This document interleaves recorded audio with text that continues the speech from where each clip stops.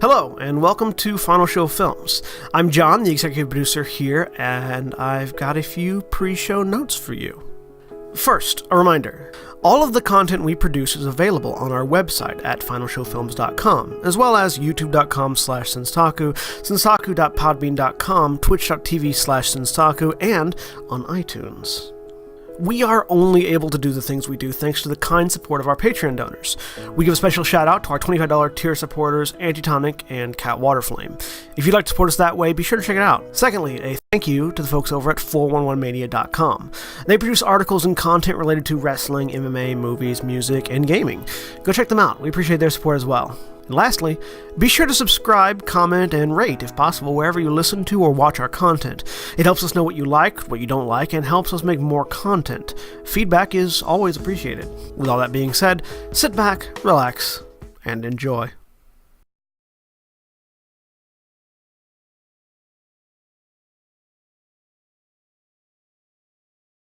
And we're live. Hello, everybody, and welcome to Afterlight Skies. Last week on Afterlight Skies, we said goodbye to old companions and started saying hello to new ones.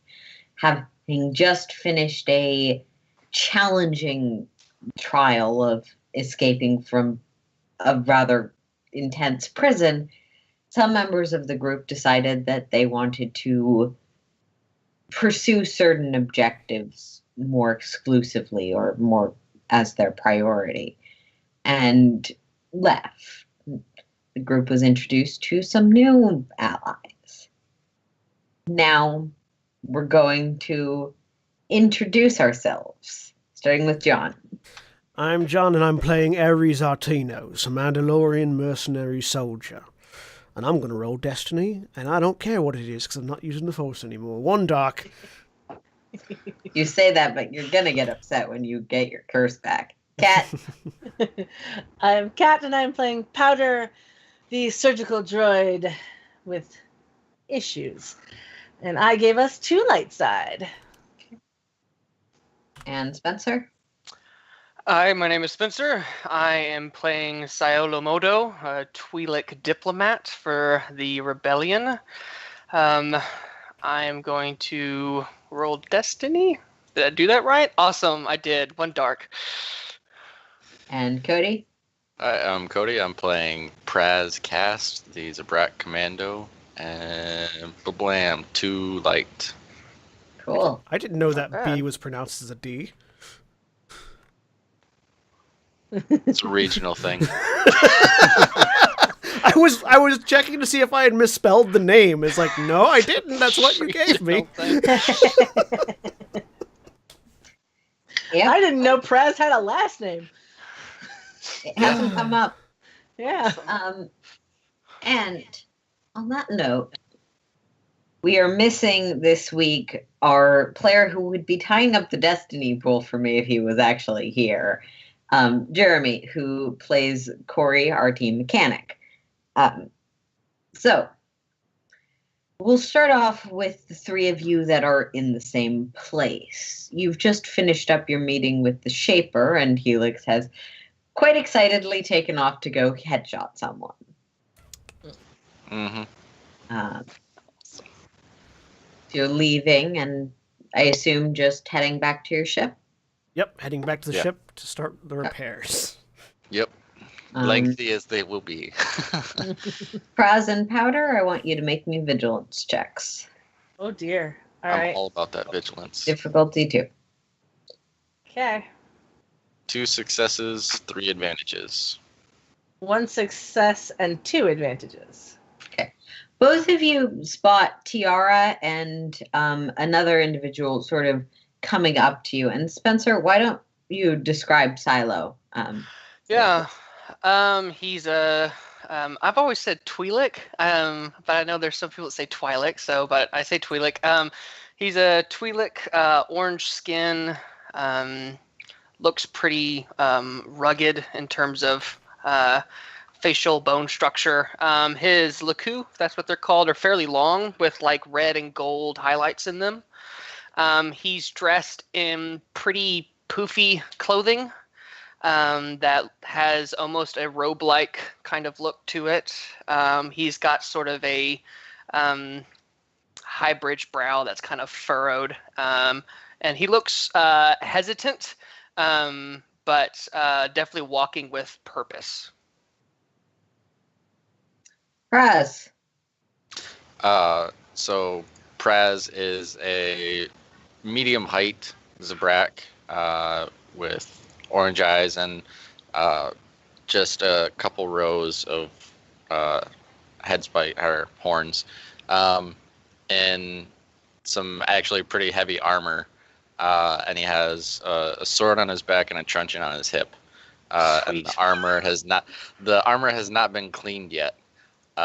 So it's pretty. Is it dirty. like normal, like plate armor, or is it? It's stolen clone armor. What? No, it's heavy. It's heavy duty. I'm trying to look for the name of it right now. Heavy battle armor. Yeah, it's heavy battle armor. Oh, sweet. Yeah. So you look like you're about to just whoop some ass. Okay. Yeah. Gotcha. I could have sworn it was stolen clone armor. No, I bought this one. Okay. I stole my laminate armor. Yeah, I stole the laminate stuff. Powder is a 2-1B surgical droid. That's awesome. Yep. They have the 3-finger hand and the needle hand. Oh, that's terrifying. Yeah, it is a little terrifying. Hold still. So scary. The face kind of looks like a combat helmet with a gas mask and orange eyes. Yeah, I know which ones you're talking about now. Yeah. Yeah, like terrifying. Stereotypical, terrifying looking. Yeah. They're about 5'8", so they're actually like normal, like people height. Okay. But yeah, it's basically all black with like yellow eyes, and they're kind of terrifying looking. Yeah. If an assassin droid was a doctor, that's who you are. You know, it's a face that'll put you at ease if you wake up from unconsciousness. Totally. And Aries. Worst bedside manner. Walking sort of in front, leading the way, is a 6'4" Mandalorian warrior. You can tell he's Mandalorian because he's wearing Mandalorian armor, decked out with some fur along the back neckline, a massive, primitive-looking but obviously honed to a deadly edge vibro axe hanging off of his hip, painted in the colors of chrome, black, and red on the armor, striding forward with a very I have a purpose to my walking. Don't get in my way. You will regret it later. Walk to him, as many Mandalorians I want to have. Aaron, is seeing actual Mandalorian armor, is that surprising to me? And well, there aren't many Mandalorians, but those who are, it wouldn't be that unusual on Crossroads. Anywhere else, Crossroads being this station. Right. Anywhere else, that would be a few different flags, because either this person is trained Mandalorian, or they stole that from someone very, very powerful. Yeah. But here on Crossroads, there's just so much of everything that it's surprising, but at the same time, the context makes sense. Okay, cool. And Praz, Tiara will wave you down. Hey. I'll kind of hit Aries' arm and go, "Oh, hey, over here," and get in front of him and walk over towards Tiara. So I started getting our mutual friends situated, and I was sort of trying to get some stuff organized at the office, and it occurred to me that you guys might want to meet up with Silo. Silo, these are the ones I told you about. Hello? And a new one or two. So standing towering behind them. I worked to replace the crew quick. It's almost as if I've been planning this. I'm just kidding. Hi. Hello. I was told y'all needed someone who maybe had stronger connections with the rebellion and whatnot, and I'm looking to aid where I can. Yeah, it'd be nice to have a link back there, see what everybody's up to if they need help. What do you do? Well, I do honestly many things, but the thing I'm probably most known for is talking my way out of sticky situations. The helmet tilts. And Powder's head kind of tilts as well. You know, I worked with you. I think you need a good conversationalist on this crew. Yeah, no, I get that. You took ours. I took your slicer. Yeah. I really hope you're not talking about the other one. Hell no. No. You could fly a ship and hit things occasionally, but talk, nah. Not really. We kind of If it just helps, I'm great at getting costs down on items as well. Welcome aboard. Knew that would get you. Well, I got my stuff to do. You know how to get back to me. All right. Right. Have fun. Keep in touch. Let us know if there's anything on our end. And she'll give a little mock salute and head off. With this sort of dated machine gun it's a laser machine gun, but it's shaped like a normal machine gun. Flung on her back. All right. Well, ship's this way. We're about ready to start repairs, so it's going to be a little while before we actually set out. And what's your name again? My name is Siolo, but you can call me Sai. Right. And yours? Aries Artinos of the Clan Artinos. So long as you don't get in the way of my axe swinging or my guns blasting, I think we'll get along just fine. That's quite all right, as long as you don't get away of my word slinging. Well, and that'll depend on how well you sling them. That's fair enough. And give kind of a odd, not strange look towards the droid, but sort of a medical droid with this group kind of look. Powder will look at you and like the eyes will kind of rotate, and then they'll say in binary. They'll go, "Do you know binary?" I do. Spent some time with a few droids. I look over at Praz. What did the droid say? And then in basic, the droid Powder just goes, "Good to know." And look at Ares and go, "Also good to know." Just the impassive face mask. So, who's the leader of this bunch? Well, technically it's my ship, but okay, Captain. It's new. Not really. Not really anybody in charge. Leader. We all have shit we want to do, and we all have ship for it. So. And you hear a deadpan ha ha ha. You hear a dial-up startup tone from Powder. Well, I have some experience commanding groups back with the rebellion. If y'all want just someone who is at least decent at organizing things, I could definitely take that part. Well, assuming that that actually raises a good question. In your experience as a leader, exactly how many times have you set foot on a battlefield commanding men left and right to die for you? Well, commanding men to die, that would be only once. I more have commanded high-stakes negotiation settings, the transference of prisoners, and the buying and selling of, well, to be frank, legal and illegal goods. Right. I, too, was recently involved in a transfer of prisoners. It's hairy work, isn't it? Yes, quite. Let's just be content to be partners then, It's fine with me. rather Just than a leader. trying to find my role is all, but looks like I will learn on the job. I'm quite quick at that. So, which ship are we going to? Right this way. Do you have And do you have a as lot of they- experience with ships? I have a lot of As you- experience riding them. And you'll love this. As you arrive at the ships, Fraz gestures this way to one of them. This ship has seemingly been sheared of whatever it might have once had that was a coat of paint.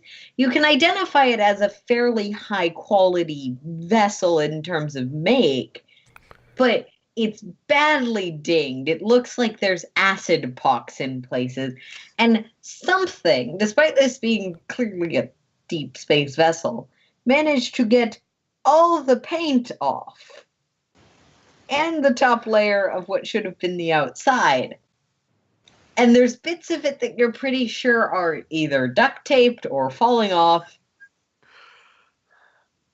Okay, so as I approach the ship, I kind of give it a once over and just go, it's going to be much like the ships in the Rebellion. All right. All right. I'm used to this. Yeah, I look. it was nicer. I For about a assume minute. I assume it wasn't built this way. I would never make that assumption. I look over at Corey. How long do you think it'll take for you to get this thing flying? The sort of, you probably didn't necessarily notice her a ton. One that was entirely absorbed in something on her data pad and then occasionally staring over at the medical droid. Well, I need to go get parts. And we'll just bolt off in that direction with no further explanation or an answer. Powder will just wave the three-fingered hand. Who was Well, that? yeah, I see. It was Corey, the mechanic. New mechanic. Okay. Right. She will have lots of work to do. She will be happy. Yeah, lots of work. Well then, let's at least set about putting the place a little bit back together while we wait for parts. Yeah, organize what's about to fall off. See if it can go back. What's already on the ground, gather it up for Corey. Awesome.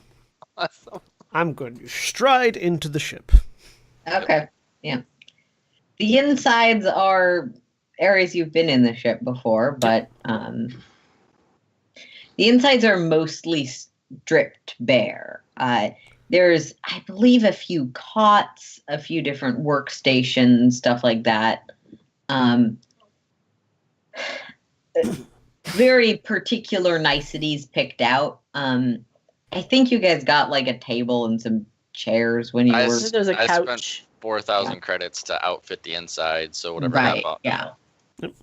Yeah, so there's a decent amount of furniture. Like a lot of it was not attached because you just didn't have time. But mismatched pieces of a ship. Interior. It's eclectic. Yeah. There's roosters in the kitchen. So what weapons does this ship is outfitted with?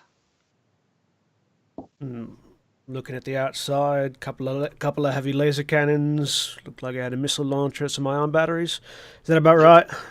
Yep, that's slightly used as well. So Okay. yeah, All Well, right. might as well get it all put together, at least organized. I'm gonna This head is roomy. to the cockpit and start just doing basically a systems check just to see how flight worthy the ship is in its current condition and what is going to be required to get it flight worthy, because we do have a couple of jobs waiting. Make Yeah. me a mechanics check, difficulty 3. All right. if I can, I'll assist him with the systems checks and stuff like that.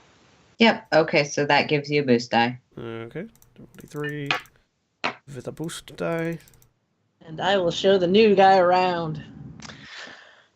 Perfect. One success, one threat. All right. Just quickly starting with the systems check before we go to people being shown around.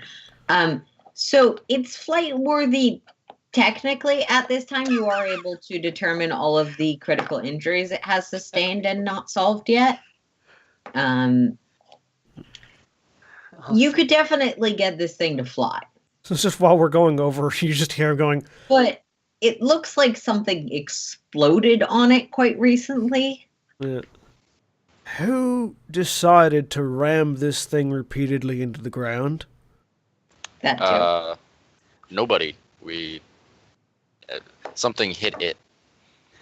It wasn't really a decision per se. Yeah, it was more proximity. We didn't actually hit anything. Something exploded and debris hit.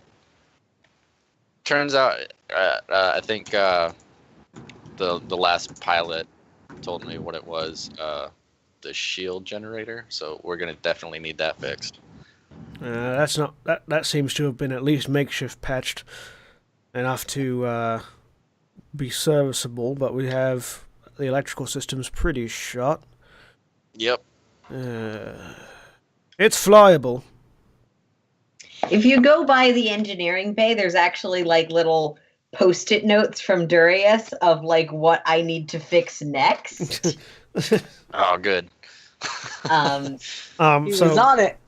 take the helmet off, put it on the sort of the panel, and not next time Ciolo sees Ares now, you'll see that basically fairly tan skin, blue eyes, black hair, shaved short on the sides, kept long on the top and tied back into a warrior's knot, with scarring, sort of what looked like claw marks from his left temple down his face, like sort of down across his face, and then a couple of other scars on his face here and there. Mm-hmm. Okay. And So you're Powder? pretty beaten up. You've been in quite a few fights. Yep. Okay, cool. Powder, I believe you were showing Silo around the ship. Yeah. Cool.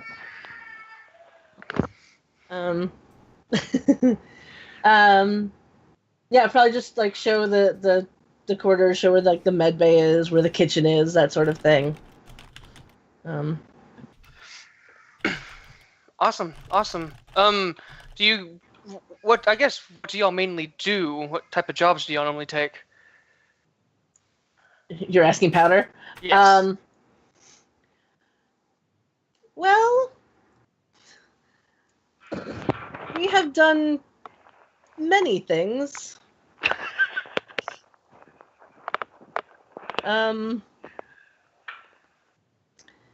All a little hard to describe, really. I see. Noted. And I just go back to I do one of those too where like as I wipe by I kind of like drag my finger across and look to see how much dust I collect. There are, for some There reason, wouldn't be dust. a few random spots of welding that haven't quite been buffed out yet. And you notice that one of the doors looks like it was welded shut and then cut open. All right. Okay. We've had some fun. I grab tools and start going to work trying to see what I can fix on my own before Corey gets back and starts fixing properly. Just basic, like, pilot maintenance, not full-on engineering mechanics, but... Yep. I mean, that's still probably going to be a mechanics Oh, check. yeah. Just standard difficulty. And I hang I find a loose spur somewhere on the wall and hang the vibro axe off of it. Okay. Somewhere where it'll be very easily obtainable should I need to remove somebody's digits. And make a mechanics roll. Dunk, dunk, dunk. And failure and a threat. I'm not getting very far. You start like, oh, I can just screw this back into place. And it starts to wobble, and you screw a few more times before Corey comes back in with like an armload of just general ship parts that she probably scavenged from somewhere, drops everything, goes over, takes your hand off of the thing, Like grabs my hand and I screw pull it the out. other direction. I just have this sudden vision of, what are you doing? Kashink! What? It's righty-tighty, lefty-loosey. There's background yelling about the cruel and inhumane treatment of technology, as just she is like, nope, nope, nope, nope, nope, nope, nope, nope. I will fix this. Right. Just get it flyworthy. Well, slightly more than it already is. We have jobs to do. Then I'm with that being taken care of now, I'm just going to go to wherever the common room is, and start going over the two jobs that we were given that weren't the ones that was one that was given to Helix. I assume it's the one with the pool table in it. Yeah, that'd probably be it. Yeah, I'd assume that. Oh wait, At the top are floor or you the guys second not floor? all on the map layer? Fuck, that was my bad, isn't it?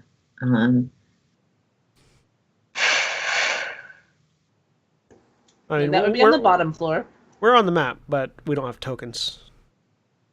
I think I'm the only one that has a token. Oh, there it is. I'm on. I have one. Oh, I'm just in the med bay. Oh, yeah. I will make you guys I can- actual tokens. Promise. I have them. just I can need a pull head them in. stuff. I can pull them in if you want me to. Okay, yeah, that works. Yep. Let me do a thing. But yeah, I'll basically start going over the data pads that we were given, seeing what the jobs actually are. Okay. So, aside from the one Helix took, there's two more sort of targets. These are both star records, which you can roll me knowledge core worlds if you want. There isn't much additional information provided about, aside from these three people were prominent figures that, due to recent losses, the Shaper would like removed. All right. Hang on one second. I'll be doing the same thing with my data pad since I got the other guy. Star. Star Core worlds, you said? records? What difficulty? Difficulty of 3. All right. 3. Core worlds. 1 success and 4 threats. Yeah, in terms of star records, you don't know very much. You know that you can assume that there's some sort of information company potentially keeping some kind of records. That, or they're a music company. The name is familiar to you. You know that they're a reasonably profitable company that you've never specifically worked with. You know they're not in any industry you'd be particularly frustrated with or about. But not like paragons of being savory good people. They're not the nonpartisan relief supplies agency. Right. So data security. Praz, you're pretty sure they make music. Yeah, I don't know anything about the core worlds. So, and it's the person that we're trying to hit is what is their position in it? If we have that information? They were, yeah. So there's two people, Jared Renz and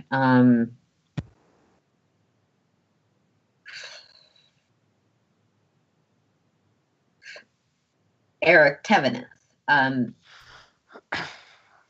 They're both they're sort of not necessarily CEOs, but high level members of these organizations.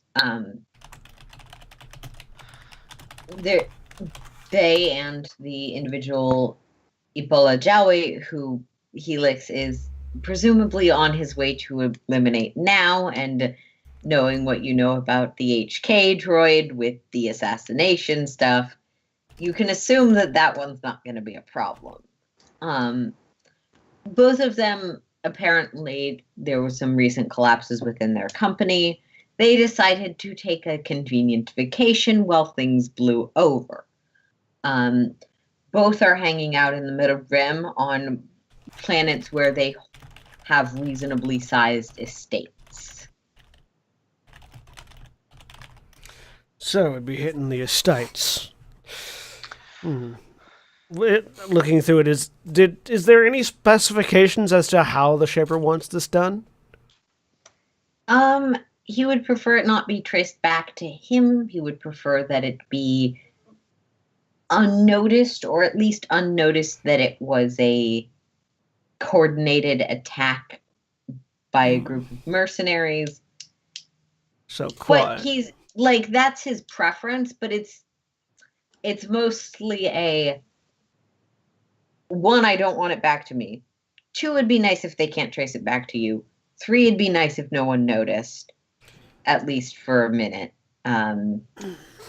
So, accidental deaths, or full-on destroy the entire compound, make it look like a hit from a rival company. Or make it look like a disappearance. So we're assassinating people. Right. Well, for money. Well, All right. it's called an assassination if you do it for money. If you do it for not money, it's just any number of other things: killing, murder, being a psychopath, vengeance, a couple of other different things. Fair. Is there a reason why outside of the money? Do they work for the Empire? Are they allied against y'all? The person who wants us to kill them doesn't like them. That's pretty much the only reason we really need. Yeah. This guy's a pretty steady supply of work, and However, if it were to hurt the Empire in the process, there would certainly be no tears shed on my end. Yep. Okay. Aaron, do I know the dude who is hiring them for these jobs? Do I know anything about? No, they The Shaper? haven't. Aside from what they might have said, you're not familiar with that name. Okay. Okay, cool. I just sort of hold the data pad down. Do you have qualms against killing people for money? Oh, no. I just like to have a good reason to do it, is all.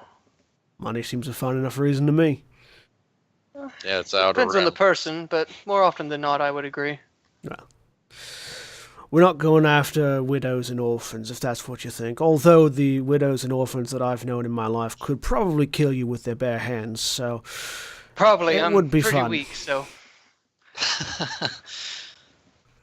That's fair. All right. Well, I guess with my knowledge of Core Worlds, since I actually have knowledge of Core Worlds, Aaron, would that aid any more information? Here, take a look. Yeah, you can also make the knowledge roll. I tossed Difficulty I also tossed the data pad to him so he can look at it. Yeah. Sure. I'll Okay. hand him mine too. 3, did you say? Difficulty? Yeah. three of the triangles. Okay. And then I just pushed the D20 next to the skill. Yep. Wow. You know a lot more about Core Worlds. You're not familiar with this exact company, unfortunately. Okay. Like, there's a lot of different companies that specialize in different kinds of record keeping. There's a few that keep track of ships. There's many that keep track of people, populations, popularity polls, Yeah. elections, any number of things. Okay. Yeah, so I'll just take a look at it, and then I just look at Prez and go, it's definitely not a record like music company. All right. Oh, cool. So at Yeah. least we know that. Yeah, for sure. It's a information security company. Correct. Never worked So- with them myself, but I've heard the name a couple of times. So your boss doesn't want information from them. He just wants these people dead. No, I just want them out of the way. Okay, easy enough. Not so much boss as current employer. Yeah, that would be a more accurate term as well. But yeah. Kind of give you like the turn Scooby-Doo confused look. You see, a boss is someone to whom you owe allegiance of some kind. An employer is just a person writing your checks. Oh, good. So I can negotiate with this individual next time I meet him. Or Theoretically. Yeah. Her. Okay. He's a bit creepy, though. A little bit off. Yeah. It'll be off-putting when you first run into it. Not so much him as who's around him. That's usually how those things go. Well, let's just make sure to bring the droid, and we should be able to match that. Look over it. Is Powder still wandering around, or is Powder gone to someplace specific? No, Powder would have followed into wherever. Looks over. Reminds me, surgical droid, what's your designation?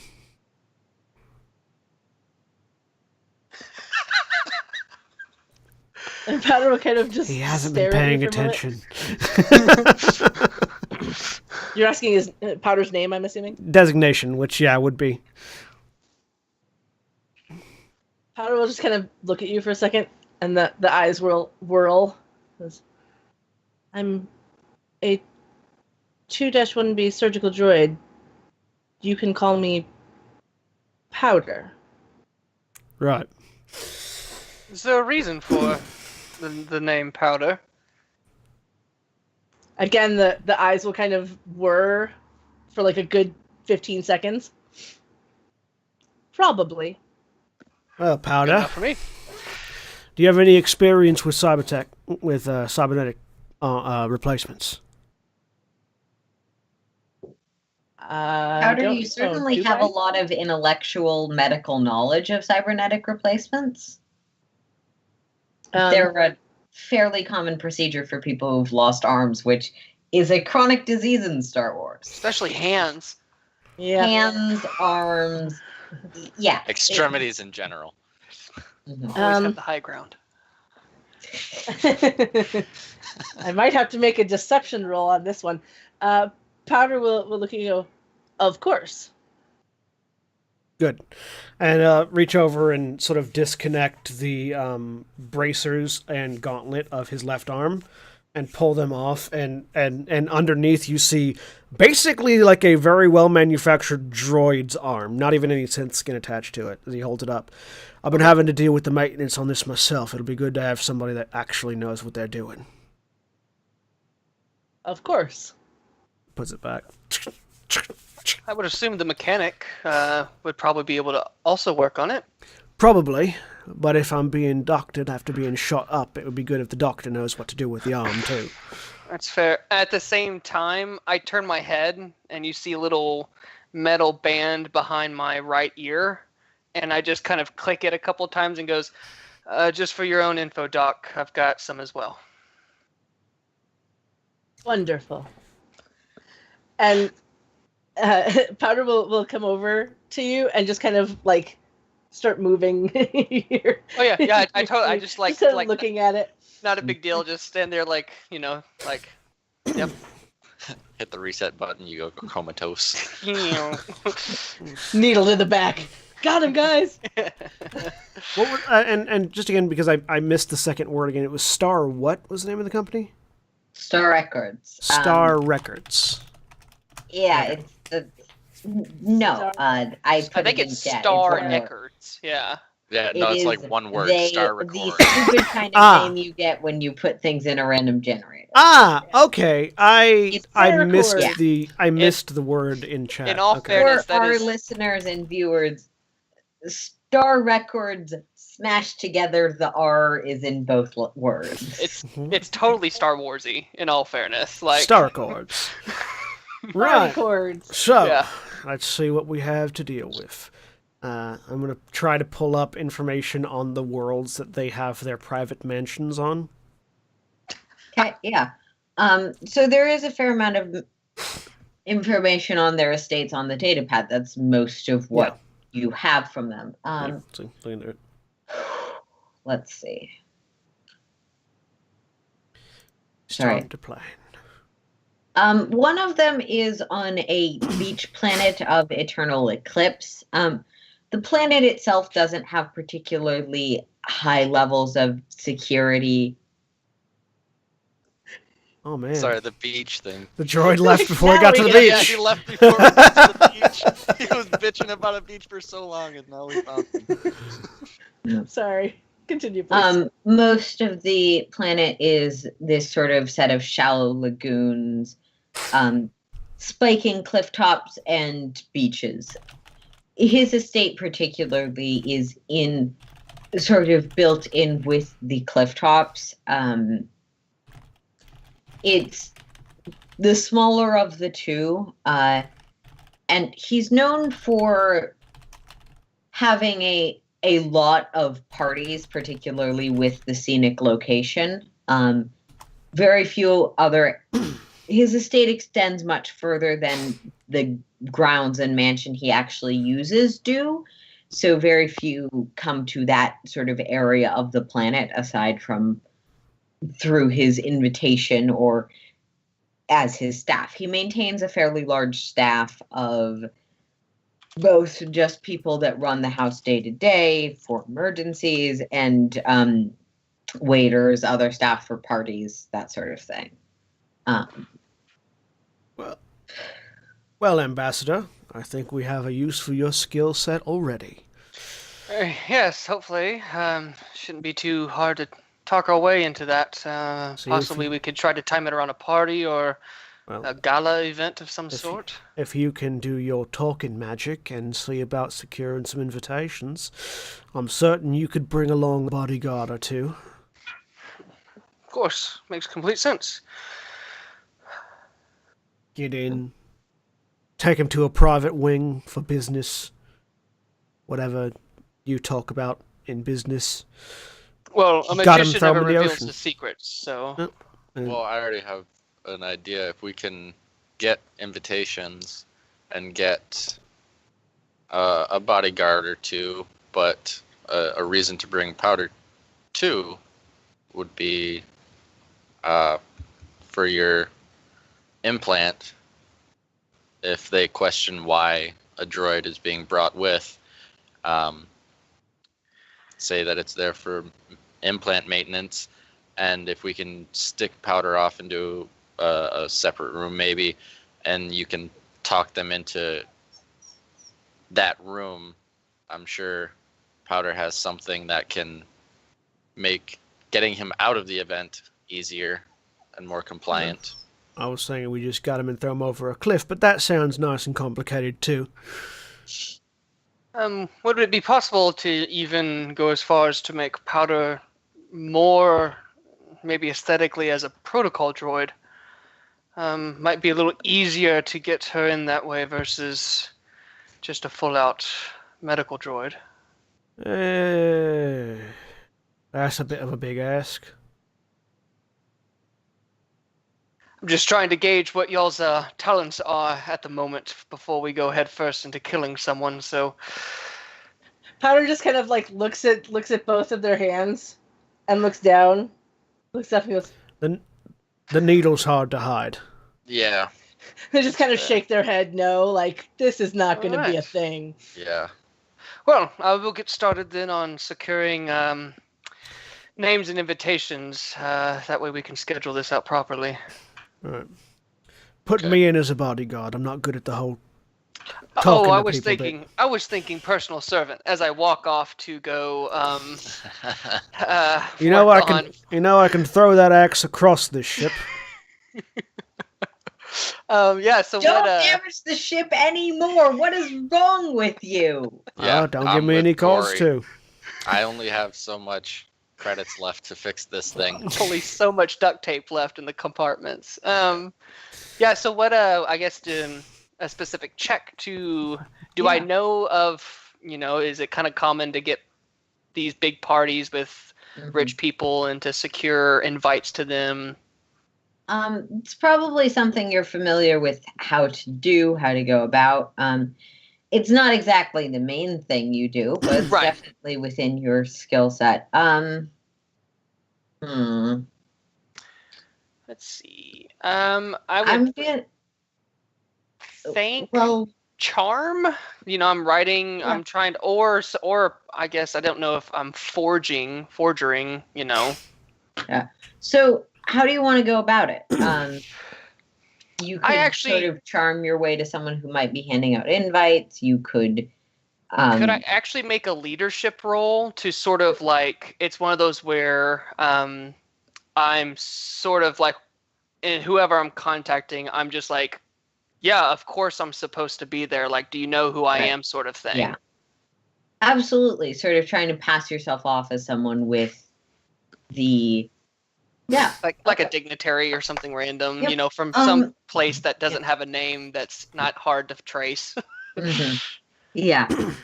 You can definitely go about that. You have a few rebellion contacts that'll forward you sort of to the right people Yeah. that do actually recognize star records, and I believe Jared was the one you were looking at first. The beach planet one. Yeah. Yeah. Okay. Cool. And Jared, yeah. What difficulty for a leadership check? Let's make it difficulty 3. This is a slightly lot of more work. complicated thing, but yeah. Yeah, it's a lot of work. Okay, leadership. I have what is that? 5 successes, a triumph, and 2 threat. Yeah. 5 successes is Diggity technically a daffodil. critical success. Yeah. So you are able to find exactly who you need to be talking to. This sort of mousy woman who's obviously not currently on Crossroads, but is quite happy to take your call when you present yourself as this sort of essentially an ambassador for a small company from the Outer Rim. Yeah, looking to do business. Yeah. Looking to do business. And of course would love to talk about work, but the company's going through some times right now. Oh, so we would just love to invite you to one of our parties on this estate, on this planet. And she'll sort of start asking you some questions. So what name should I put on the invitation? How many? Well, for the name, just put solo. And in terms of the number, I'm assuming you allow parties to be brought. I mean, obviously, I'm not just a one-man business. I have others that work in conjunction with me I would need to bring to oversee any stakeholder agreements, that sort of thing. Of course. Okay, so let's put it down for 4. All right. Can I get specific names and roles for your companions? Of course. I guess does the group have any? Of course, y'all are all new, so like half of y'all are new also to this group. Would y'all have any code names y'all have used in the past that y'all would want me to use, or you want me to just wing the shit out of this? Wing the shit out of it. You're the smooth talker, so smooth talk. Go for it, dude. Okay. So I'll say I have 2 bodyguards.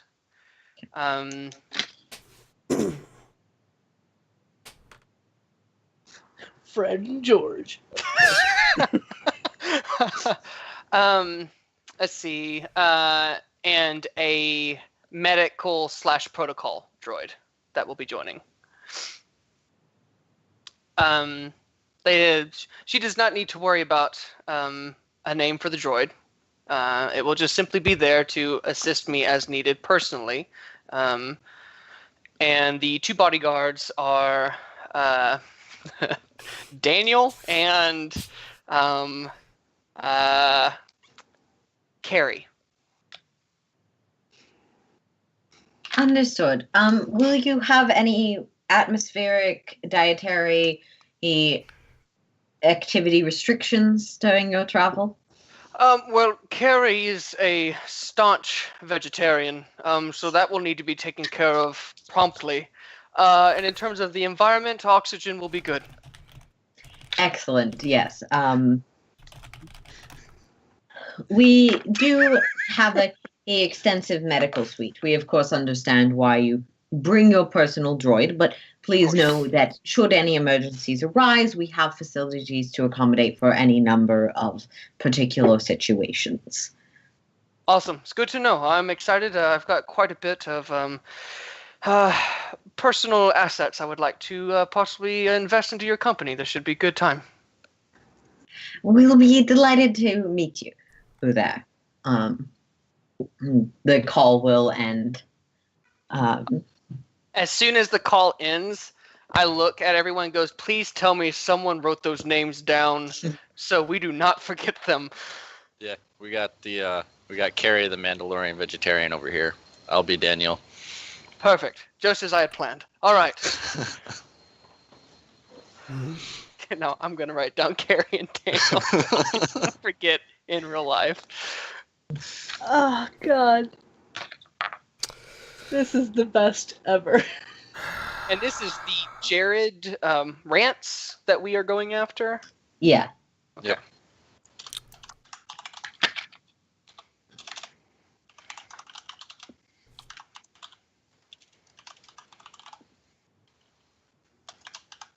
Right. I go back to the data pad and start looking at what sort of guard contingents this guy has, because I'm going to need to kill somebody by the time this is done.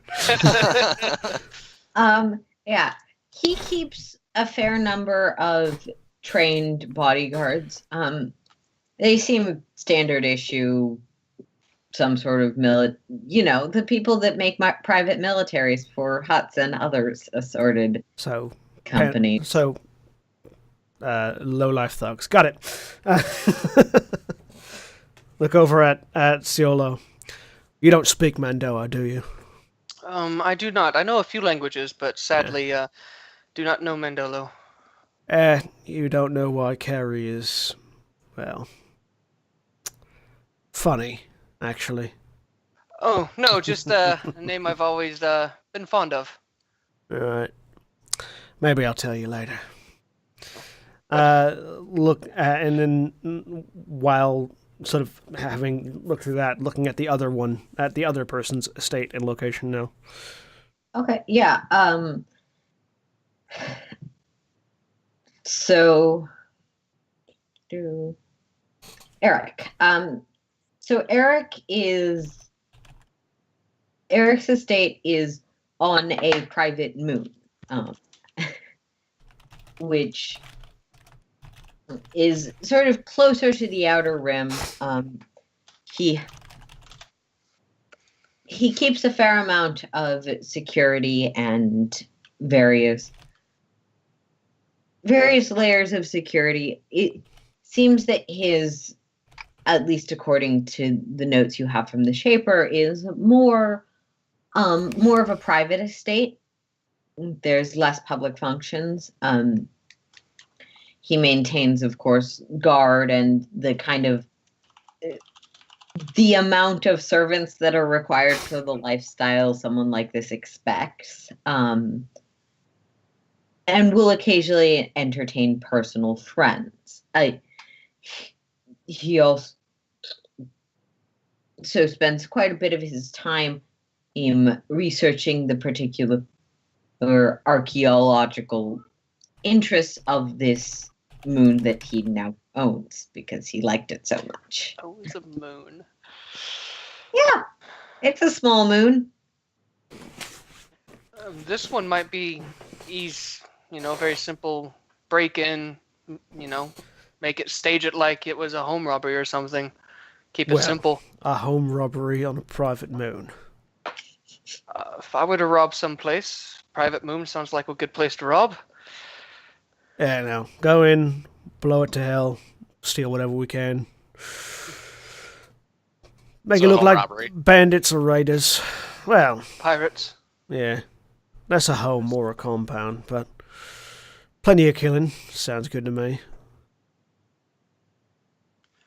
Powder, if you don't mind me asking, what's your preferred when combat breaks out? Do you have are you kind of up and close with that giant scary needle of yours? Do you have a gun that you prefer? Do you hide a little bit like I do? Brad starts grinning. Powder will look at you and just as deadpan as possible, I am a medical droid. Yeah, All right, you're with me, it sounds like. yeah, you probably should have seen that one coming. Yeah, Powder tends to stay on the ship when things start blowing up, or well out of the way of any random blaster fire or explosives that. Well, it looks like. And then hold on, and then Powder will open the stomach portion of their body, pull out a gun, but I do have this. Okay, That's easy. new. Where I you saw- point that? Look at the way Powder's holding the gun. Yeah, no, that's cute. And it fits perfectly in Yeah. their hand and everything. That's adorable. Going back to this planet, though, it seems like there's a lot of archaeological dig sites. So actually, a better plan might not be breaking in so much as luring out. If we can get him into one of those dig sites, he'll have less of a contingent of his guards, and he'll be a little bit more vulnerable. Also, easier to make it look like an accident. Those old ruins are so drafty and easily collapsible after all. Do we have space gear to be able to be out on the surface? Is it a habitable moon, or is it a... Most of it is habitable. Oh, cool. Perfect. Never mind then. You would probably need to go into the caves themselves. You'd probably need cold weather gear. I thump my armor. I mean, Yeah. I've got all the environmental protection I need, but the moon itself is fairly habitable. Oh, okay. Well, I'm up for whatever. I feel Perks like... of a private moon and endless money. You can make your own atmosphere. Yeah, that's totally fair. So, this one, I think we should... I actually do think drawing him into the caves will be a better plan there. And the question is, how do we draw him? You guys wouldn't happen to have any sort of a signal device that makes weird electronic noises that might draw the curious to an ancient ruin looking for lost technology, would you? I don't think we have anything that quite does that. We just have a electronic suite for the ship and a jammer. That's about it. Is anyone here good with Well, I would- computers? We could possibly well, cause a data pad to That's what give I was off thinking. that signal. if you had a scrambler of some kind, then we could probably use something like that. Powder will open their stomach again. Pull out the scrambler. You mean like this? Perfect. Yes, exactly like that, actually.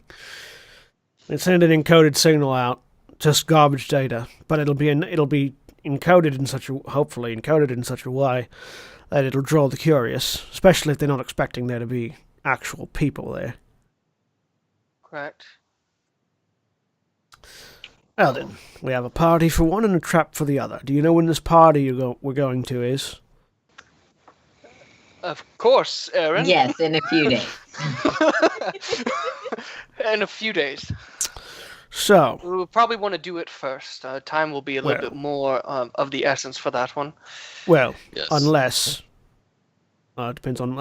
Can I get a basic judge on distances from where we're at to both of these locations?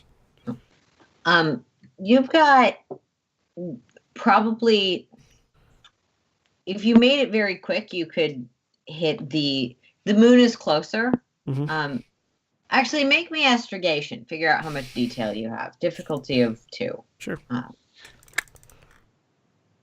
This is the levels of its success more than it is failing. That's a but- failure. Yeah. It's probably going to take 2 or 3 days to get to that. The moon's closer, but it's probably, given Crossroads is a bit funky, it's probably going to take 2 or 3 days to get to the major hyperspace lane, and then it's a pretty quick jump from there to the planet for Jared. But you've definitely got enough time to get there for the party, but you're not sure exact with one failure. Well, my only concern is, depending on how the party goes down, whether or not the other one will be on the guard for something happening. True, but we can actually be late for the party. We don't necessarily can Yeah. be late for the dig site. It's true. I'd much rather risk having to change a plan for something that's not set in stone than have to adjust something we've already set into motion. That's fair. Well then, to the party first it is. Okay. Lean back, lean back, and just sort of yell throughout the ship. Corey, can you fix on the fly? I am fixing! And yes! Right. We have business to attend to. Everyone getting your party best. And you just hear, why would you do that? That is so important. Why would you put it there? That's a good question. Ask the Zabrak. I don't know why anything gets put here. But And as Praz says that, a little yellow droid comes into the room. This droid is beat up, sparking in a few places, and like sort of turns the head, looks Ares up and down, looks Praz up and down, and decides to go smack into Powder a few times, just bunk, boing, boing, against the metal leg of the medical droid. Muffins and cupcakes, cakes and bears, oh my! I have no idea what that droid said, but I feel like I want to shoot it. Powder will pat it on the head. Yes, we have new passengers. it's a rescue. Oh. Woof woof. Yeah, woof woof. Was it damaged? In binary. Incredibly. Our It droid. was And, it was and on a swoop. It was in Narshada, being used by a swoop gang, and I think they shocked it one too many times with Oh. two Powder or will look three down. extra batteries that they shouldn't have. Yeah, Powder will look down and say, "Rainbow, go help Corey." Will turn around, and Ares, there is a droid steaming at you, full speed ahead. I don't move. Can I intimidate the droid? You can roll me an intimidation check. What difficulty? Difficulty 1, I guess. Please get like 5 successes. Sorry, it'd be coercion. Because that's the... Yes, that is the skill. Like to make a spot check. 2 successes and a threat. With 2 successes and a threat, this droid full steam runs at you, almost runs into you, but then sort of looks up, goes,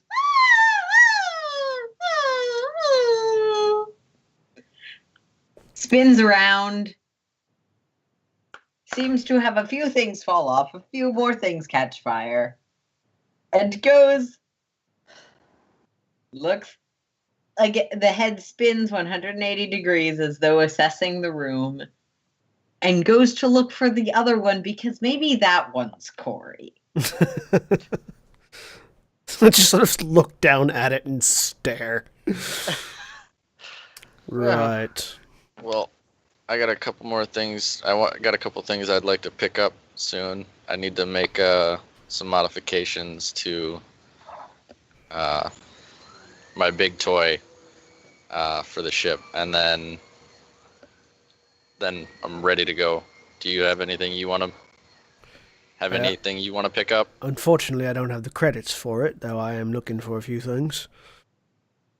I can help as long as it's within reason. I can tell you're a man of fine tastes. I have a list. Which I do. He does. I'm just buying 2 things. So since I didn't use it bought it before the prison breakout, the blaster carbine already has a multi-optic sight, but I want to buy an underbarrel flame projector for it. Hey, what a coincidence! That's also on my Christmas list. All right, you two can bond over that. Does the blast? I don't feel like looking it up right now. Does the blaster carbine have enough hard points for that? Yeah, it's got 2. Yep. Great. The flame projector requires 2 and costs 3,000 credits. Yeah, I and wasn't I'm not sure gonna because use I the know sight you'd for modified that. it with something else. Yeah, no, I can take the sight off because I don't need to aim with a flame projector.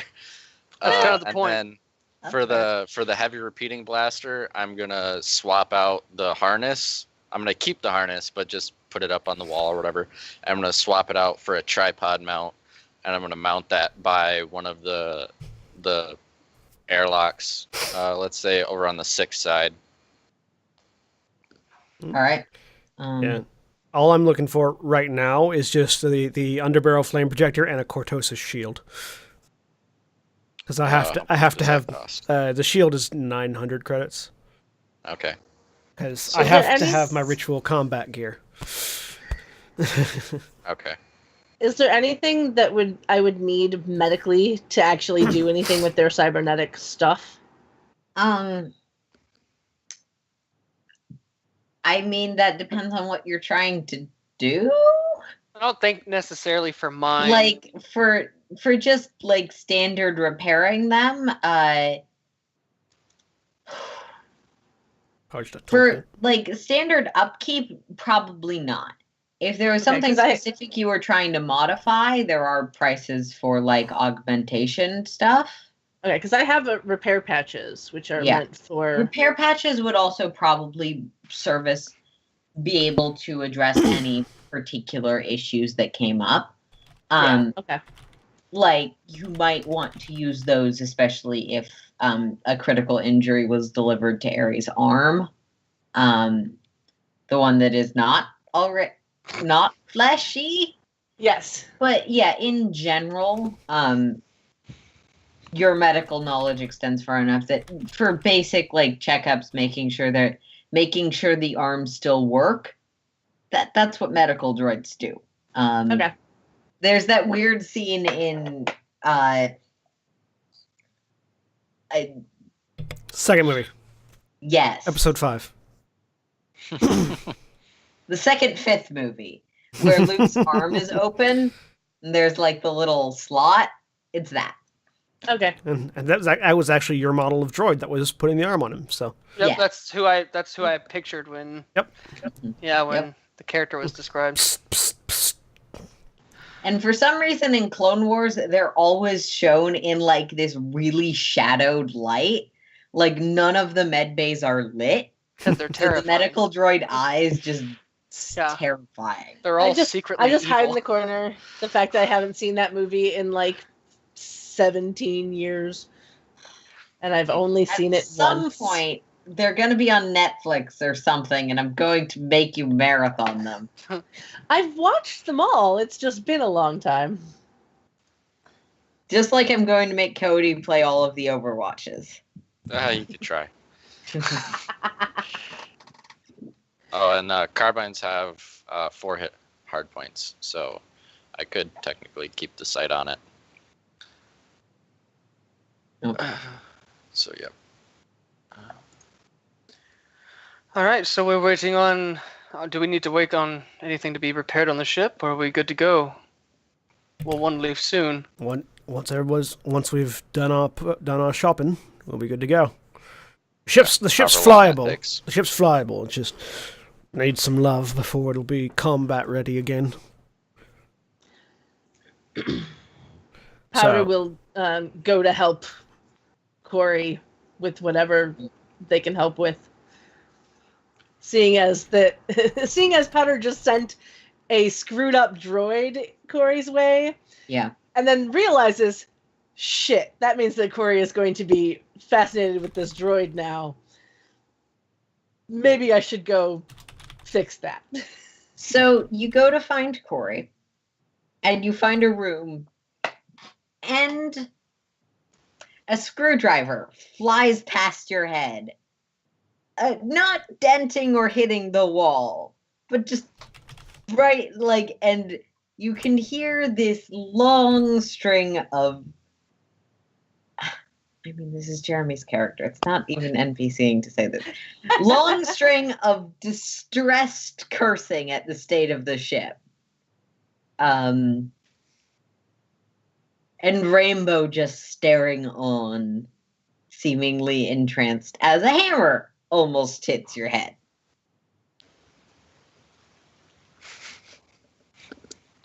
I am here to help. I'm working. I can see that. Such good help. Yep.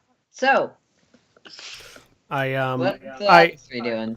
Once we get back to the ship, before we take off, I sort of find a room and claim it. And I claim it by mounting the shield and axe to the wall just outside the door. Like a family crest style mounting. Nice. Also, so that it's there and ready if I ever need to grab them quickly for use. Because they're not my standard come into battle gear. But put them there. And then once everybody's back on the ship and good to go, I'm going to go start it up and get us moving. Yeah.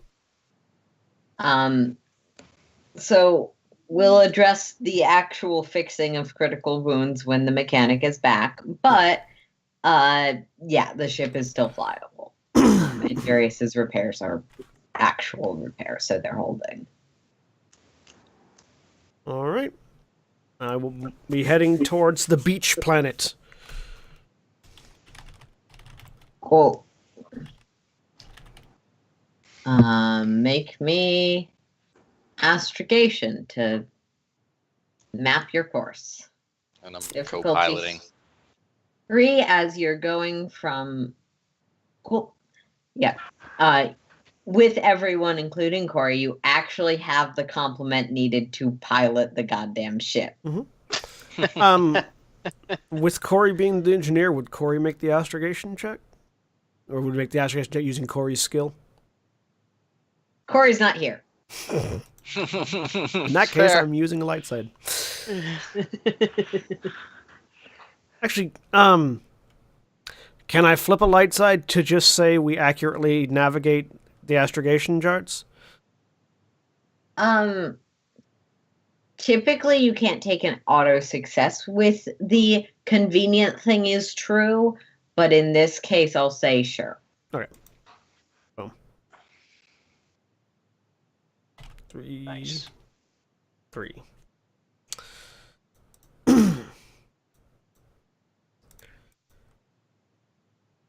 Alright. So yeah, plot a course and take off. Piloting space. Yep. What difficulty? Difficulty 3. Okay. Do.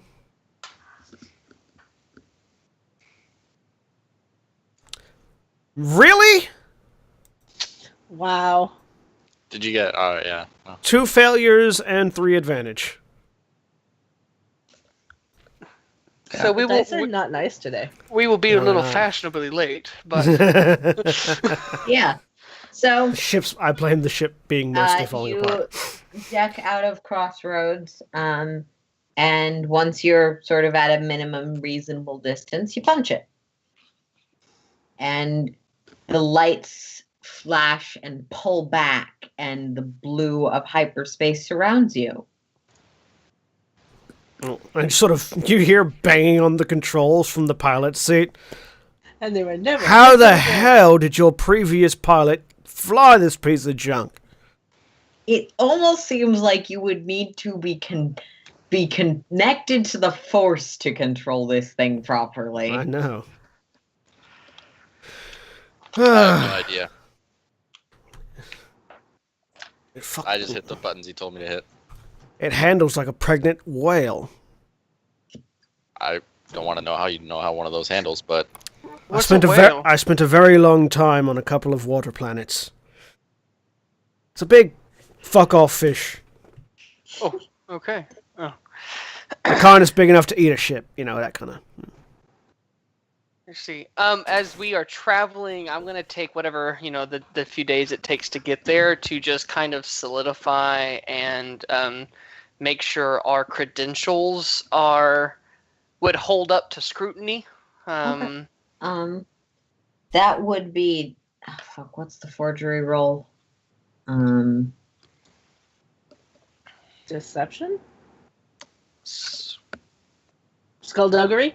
Yeah, in this case, that would probably be skullduggery. Okay. All right. What? Standard difficulty of 2, more successes will mean better, that sort of thing. Since I have a bunch of time to work on it, can I get a blue?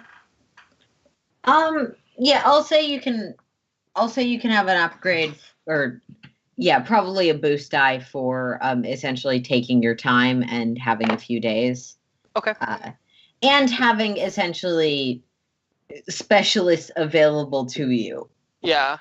Even if they're specialists in smashing things. Fair enough. Okay. So I just increase the blue pool by 1 and roll. Okay.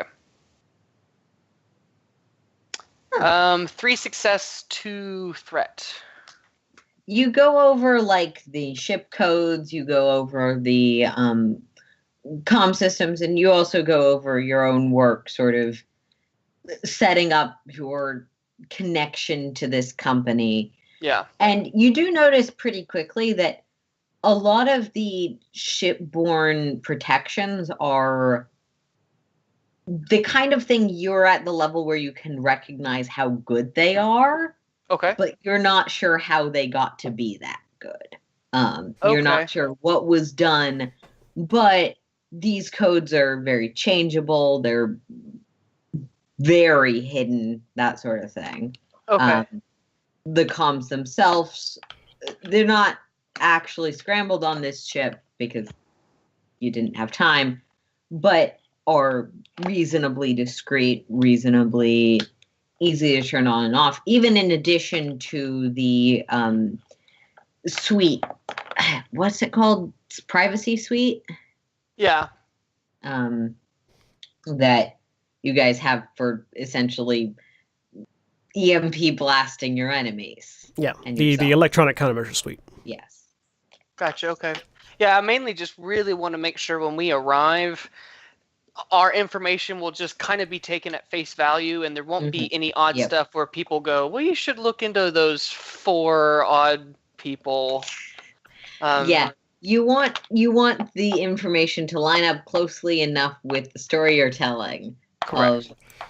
Of Carrie the Vegetarian, the nameless protocol, the nameless droid who's there to do medic stuff, and Daniel the other bodyguard.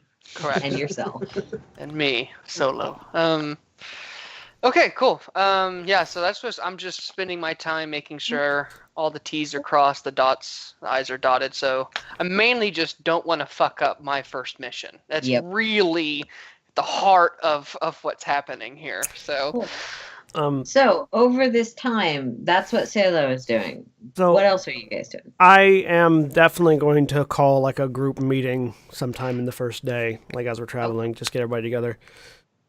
Right. So, in order for us to work together and for our little SAD to function, I feel like it's probably good to set some parameters as to what happens when. Because we all, as far as I can tell, come from very different backgrounds.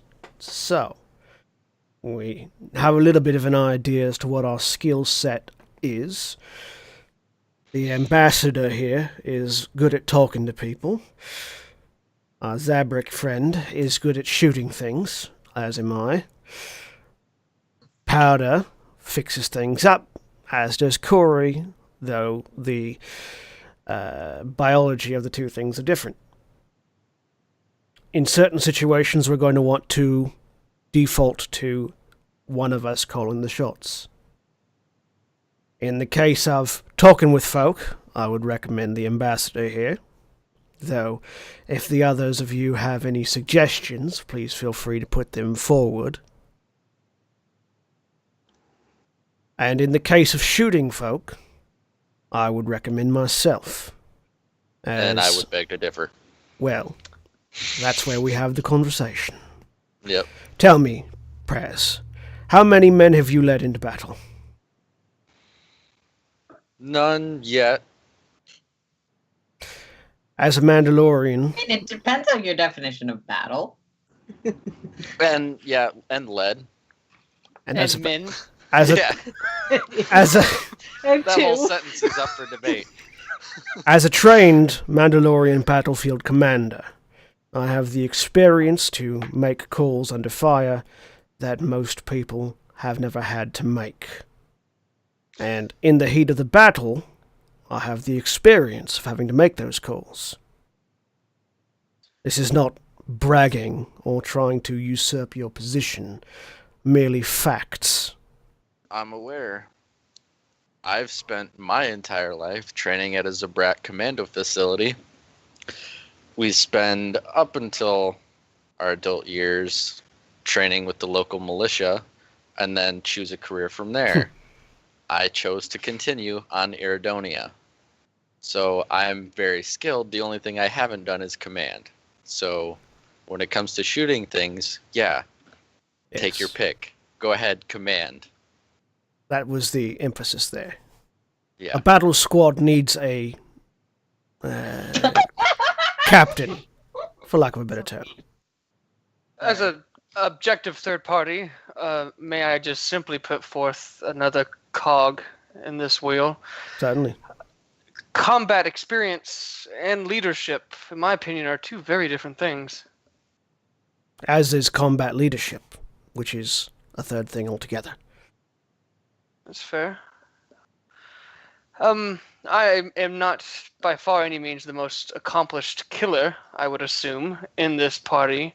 But I do work for an organization that, for its entirety of its existence, has been working to overthrow a much larger, much stronger organization.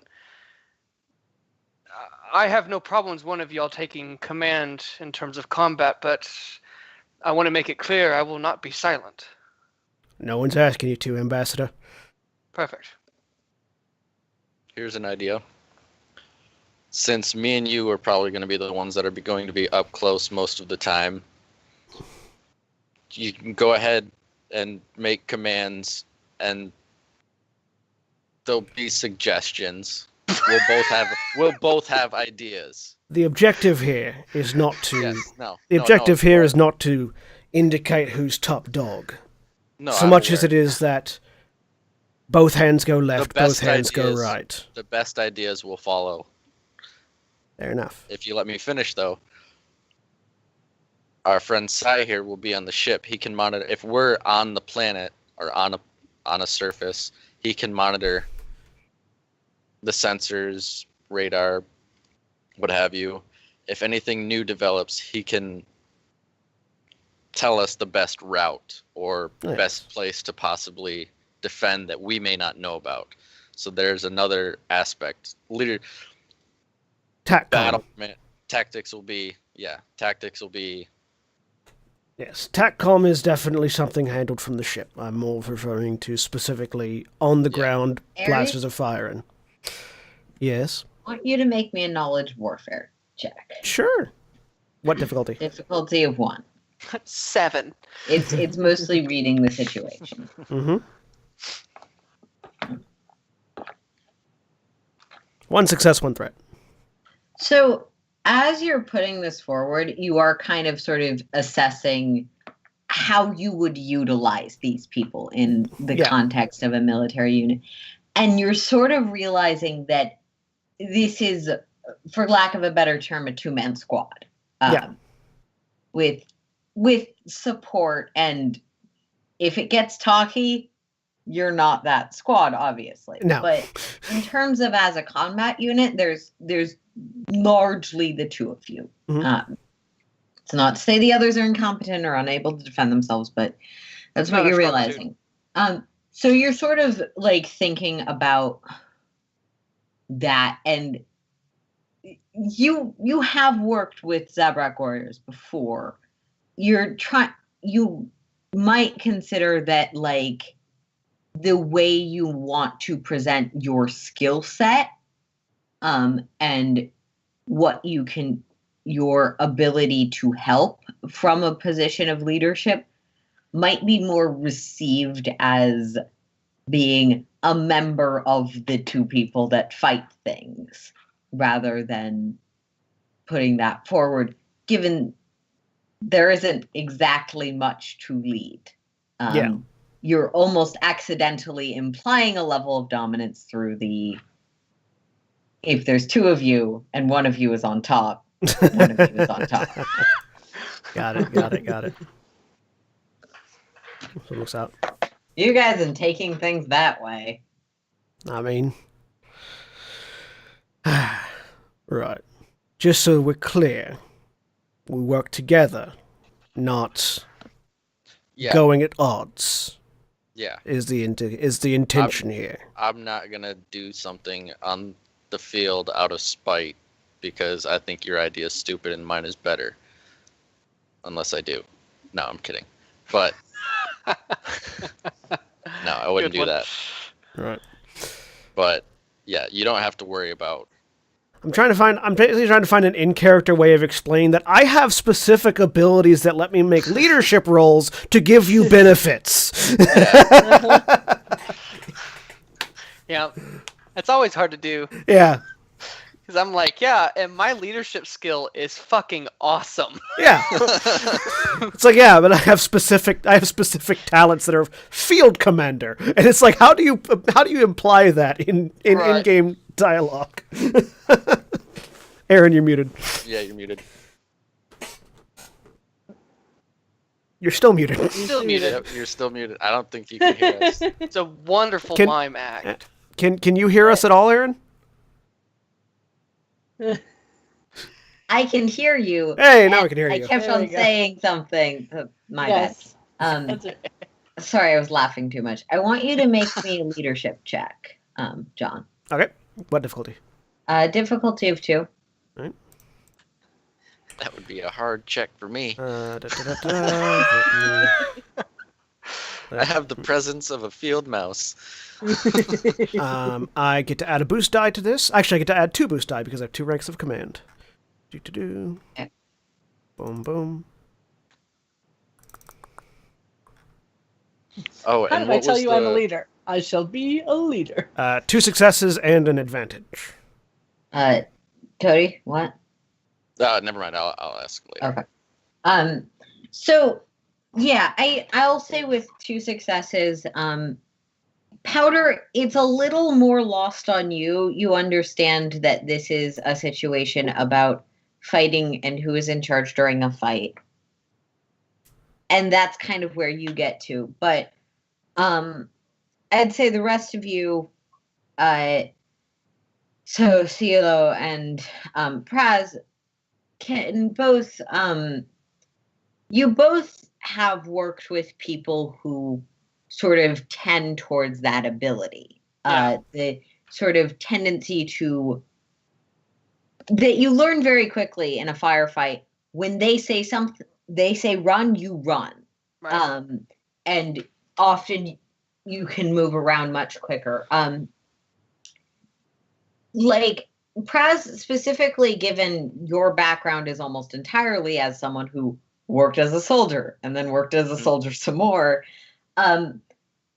you can sort of like, you can get a sense sort of particularly of that, that concern that like, I can help you, but listening to, hey, shoot that guy when I yell it out is going to help you. Yeah. Whether or not you actually feel like listening is up to you, but you are aware of sort of mechanically, Ares can give you an extra action essentially Okay. with his turn. Also, all 3 of you have an extra boost die to any discipline checks made for the next 24 hours.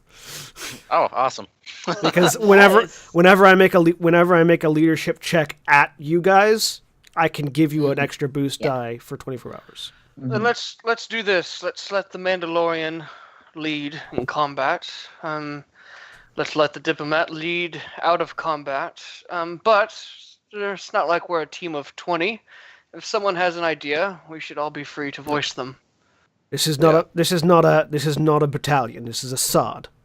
An alliance. At best, we're a group. It sort of means the same thing. It actually, SAD means alliance, group, or organization. Yeah. Rainbow will wander by. Cuddle! Okay. Someone needs to fix this thing. I don't know what it said, but I agree with you. Well then. I pull a flask off of my hip and take a swig of it and then hold it out. To new alliances. Agreed. To new alliances. And it's just really strong alcohol.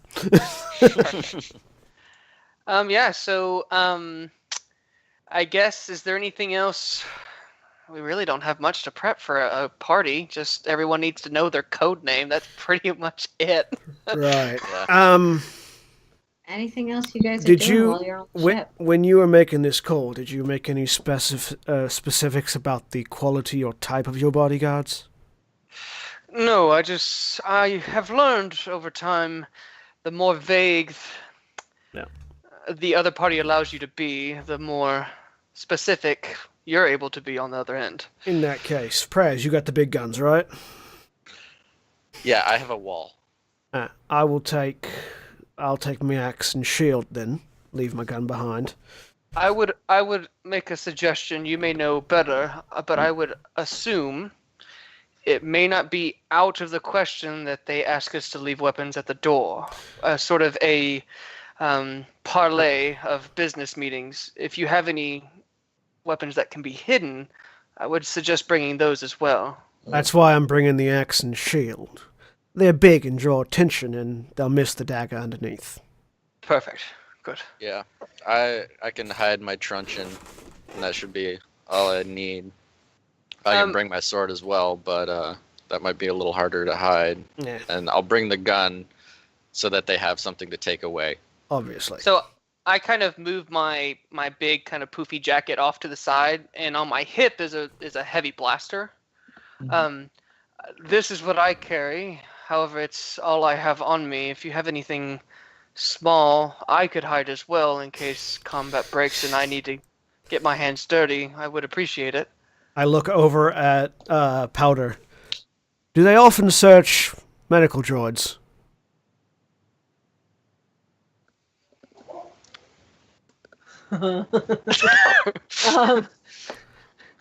The eyes will spin. I do not know. I have not been to a party. How much room do you have in there?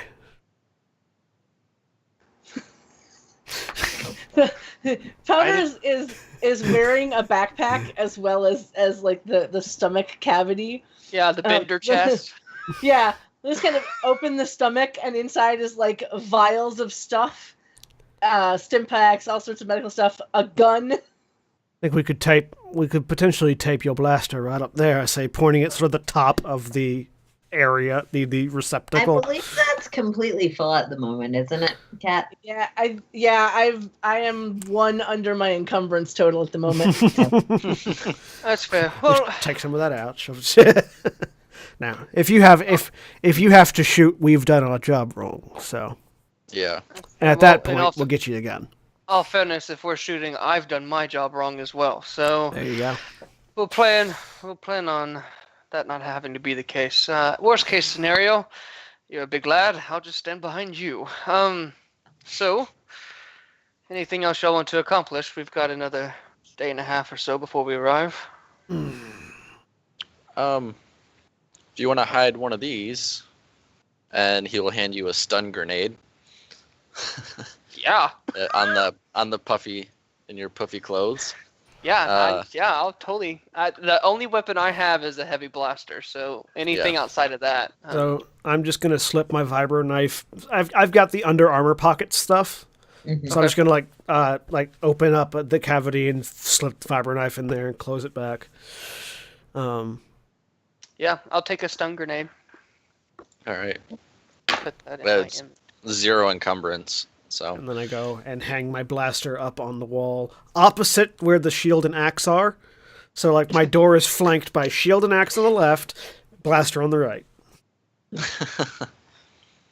If you guys already didn't all have this sense, you get the sense that Ares is really into like the killing of the things. I've picked that up quickly. yeah, which room did we decide was the armory? Because that's where everything that I don't use now is hanging up. I don't remember. Was it 15? I want to say it was 15. Yeah. Okay. Because 16 is the med bay. I wanted to say 15 was the armory. Yeah. So, yeah.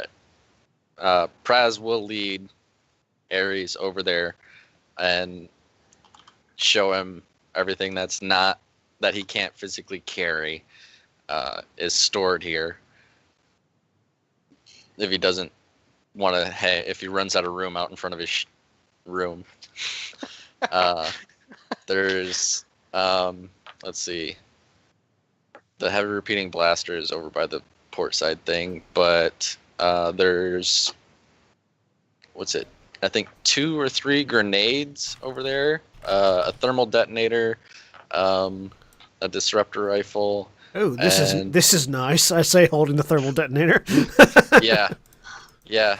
Those are. What is wrong with my players? Yeah, this makes a nice big bang. If you throw it into an engine of a TIE fighter, they explode quite nicely. Well, they explode quite nicely anywhere you throw throw a them. wrench into the engine of a TIE fighter for the same level of dead TIE fighter pilot. You could sneeze into the engine of a TIE fighter. Yeah, but it sets off a nice chain reaction if you're on a battle cruiser and you just want to take out a whole squadron of them. It's like popcorn. Be careful with it though. That's the last one I got. I forgot to pick up more on Crossroads. Put it with the other grenades. But yeah, anything, and then I'll point to optimism. I don't know what that one does. What's optimism? The little grenade thing that Rainbow gave me. I was gonna use it at the base, but can I tell what it is by looking at it? Can I pick it up and look at it? Yeah, sure. Which thing is it? Optimism, the thing that Rainbow gave him. Yeah, the thing that Rainbow gave me before the prison break. Oh, I didn't get a chance to use it because I missed a couple sessions. Yeah. Because I wholeheartedly planned on using it. Okay. Make me a mechanics check difficulty 4. This is the best thing ever. Right. It's just a glitter bomb. Mechanics check. It might very well be. It could be. It did come from Rainbow after all. 1 success. Wow. Oh, hang on. Sorry, that's wrong. I shouldn't have 2 boost dice. Although the boost die didn't factor into the successes, but I will still reroll. I don't care. I know. No, I was saying I would still reroll. 1 success and 3 threat. Okay, so you know what it is. I rolled almost exactly the same thing. So, yeah, with 1 success, it's the basic design is definitely based on a grenade, which you are familiar with. Mm-hmm. The internal workings, there's definitely some sort of transponder or communication aspect to it. Again, you're not exactly sure for what function. There is also some level of confetti, though you're not entirely sure if the confetti is cosmetic or the primary dead thing that will detonate. There might be something else in there. There's a few vials of liquid that you can't quite determine without taking it apart. I sort of spin it around a couple of times. It's definitely not big enough, or full of the right stuff to explode per se. It might explode, but not without you setting it off. Yeah, like it's not a frag grenade or something like that. No, it doesn't seem to be any kind of explosive that you're familiar with. Yeah. But I can't tell what the liquid is. But like the liquid might be the liquid might be smoke for all I know. Looking at it, yeah. Some sort of transponder, some liquid and confetti. I'd assume this is a signal beacon of some kind, not a grenade, but that could just be what it's meant to look like. Yeah, I got it from that little yellow droid. Well, So in that case, I'm a little hesitant. In that case, it very well could just be a party popper. I would not trust anything from that droid. Yeah, anything. Right. Y'all are so mean. Well, if save it we're for a rainy curious- day. Yeah, if we're curious and want to see what it does, we'll have that right before the thermal detonator. Have Corey take a look at it later, maybe. Yeah. Anyways, good to know the armory's here. I'll keep my things outside my room, though. It's sort of a Mandalorian tradition thing. Good Yeah, enough. Won't forget where you're sleeping that way. Well, it's also letting you know who's inside and what they're capable of. hanging shit Halfway on across walls. the galaxy, a girl with a spray paint can sneezes. All right. Anything else before we crash a party? Not that I can think of. I'm just gonna clean my armor for the rest of the time. I'm going to sample the various alcohols on the ship and see how strong they are. Yours will probably be the strongest. But probably some that are very strong. This is good, this is shit, this is good, this is shit. Just sort of separating them out to the left and right. You'll pick one up and be like, this is water. This is... Why is that even There here? are a few alcohol bottles with water in them. What? Who puts water in a booze bottle? Oh, that'd be... Yeah, I don't know who that was. Yeah, probably Sun before he You left. know who it was. Even if Yeah, you no, I didn't know. see that happen, you were on that ship with them. Yes, that was quite the fun prank I played. On Lux. And Yeah. now on yourself. Yeah, I know. It's like just like pour it out. It's sparkling water. This is a disgrace.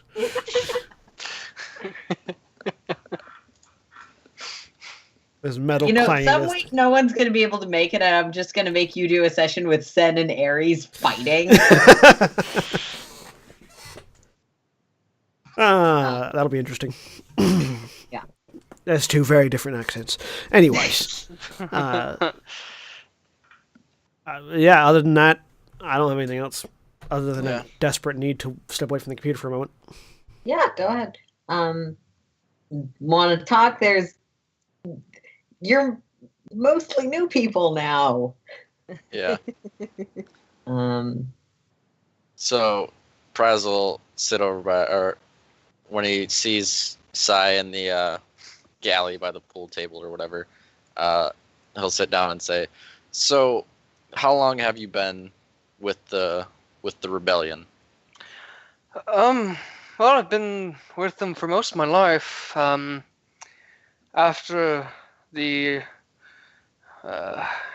calamity, that was my home planet. Once the Empire showed and started laying claim to things, I was sent away as sort of protection from my parents. So I've been with the rebellion for quite some time now. They gave me a home and food and shelter and a reason to wake up every morning. Okay. How long have you been, I'm assuming, correct me if I'm wrong, I'm assuming you're a mercenary, or is that correct?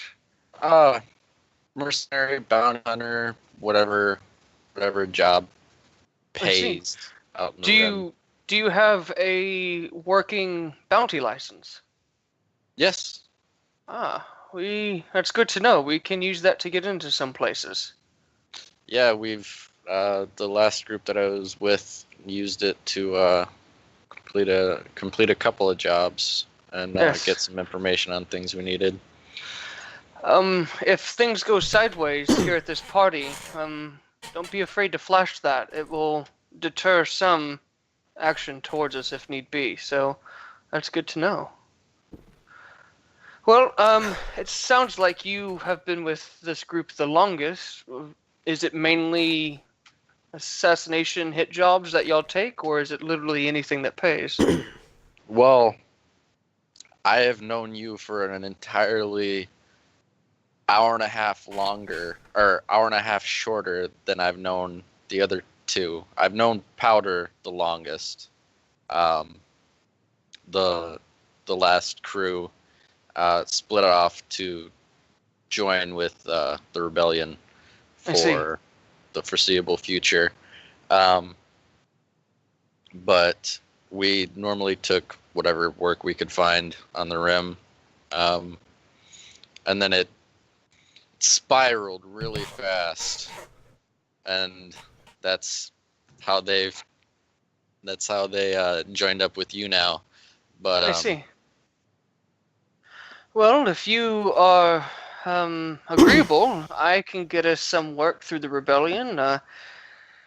It doesn't always pay as well as bounty hunter work, but it allows you to make contacts and allies that you don't necessarily get killing people. yeah. As long as it's nothing too high profile or might, I don't know, cast some poor light on my clan as me being tied to them. I see. That's it should fair. it should be fine. Well, I'll keep an eye out then with my contacts, and if anything comes my way, I'll make sure to slide it towards you. And you're the captain of the ship. If you give approval, be more than happy to lend my possible jobs to the crew as well. All right, that should work. Good. Yep, and I just go back to working, like I said, on the credentials and that sort of thing as I sip some sort of real, whatever the fanciest wine they have on this ship is what I'll sip on. You find sparkling water.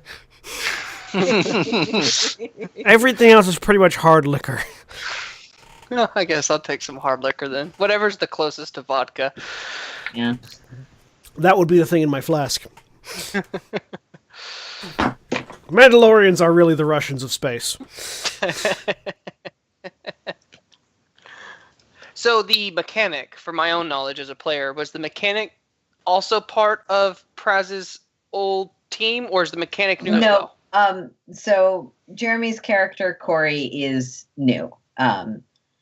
The two people that have been on the three people that have been on the ship a while are the NPC droid, Powder, the NPC droid, Powder, who's also a droid, and Praz.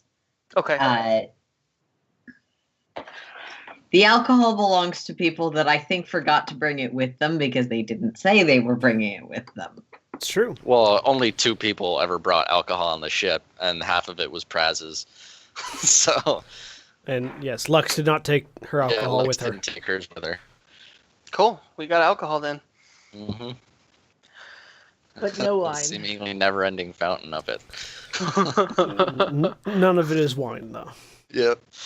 Well, I'm a little disappointed, but I will drink what I can get. But if you make mention of it out loud, there will be wine the next time you stop someplace. Oh yeah, I'm definitely looking to outfit the bar with wine if there is currently none next time we stop. So, you have seen Ares sorting the alcohol into shit and not shit. Yeah. I will pull aside both Ares and Praz and say, no, we are going to a party that's based around business dealings. bribery often comes up. I have some spare credits on me that I use for such things. Do you all have any, in case something happens, conversations can go 100 different ways, in case what I currently have on me is not enough. Bribery is a great way to keep the firearms disengaged, if need be. I have a few left over from my pit fighting on pull Crossroads. I pull out a cred stick and hand it to you. Yeah, I'll show you the cred. I'll hand over the cred stick too, so you can see. You can keep them. It's not out of the ordinary for mine reads 90 credits. Nice. Mine reads 17,000. Okay, well, geez, fuck, all right. Someone rolled the triumph when he was Mostly. making money. I see, that's fair. I rolled 2. Well, I was like, so I say, yeah, it's not out of the ordinary for the dealer to have his bodyguards keep the money. Obviously, that makes sense. So keep your own, but if need be, I might call upon if the conversation goes away. I'm not expecting it to. I don't expect us to have to bribe our way out of a party, but these are business people. You never know really where their mind's going to go. Well, my finances have been tied up in finding a man to murder for the past little while, so... I would assume for Mandalorian, that's what you call Tuesday. No. This one's special. Ah, well, hate to be that individual. Oh, so will he. All right. Yep. That's all I can think of. I think we have all of our bases covered. Yeah. We, Put our fancy shoes on and go to a party. Now, you will have to come up with a reason why you're flying in this bucket of bolts. Oh, yes, I've got one. Good. Yes. And, let's get to it then. Understood. So, Powder, you doing anything? Other than making a mental note about getting wine, not really. Probably just helping Corey as much as Corey will let me help, I guess. Trying to keep Rainbow out of the way, that sort of thing. Yeah. Okay. Sure. Being sure that all of my neurotoxins and neuroparalytics are in order, you know. Okay. Last call on anyone doing anything before we leave space.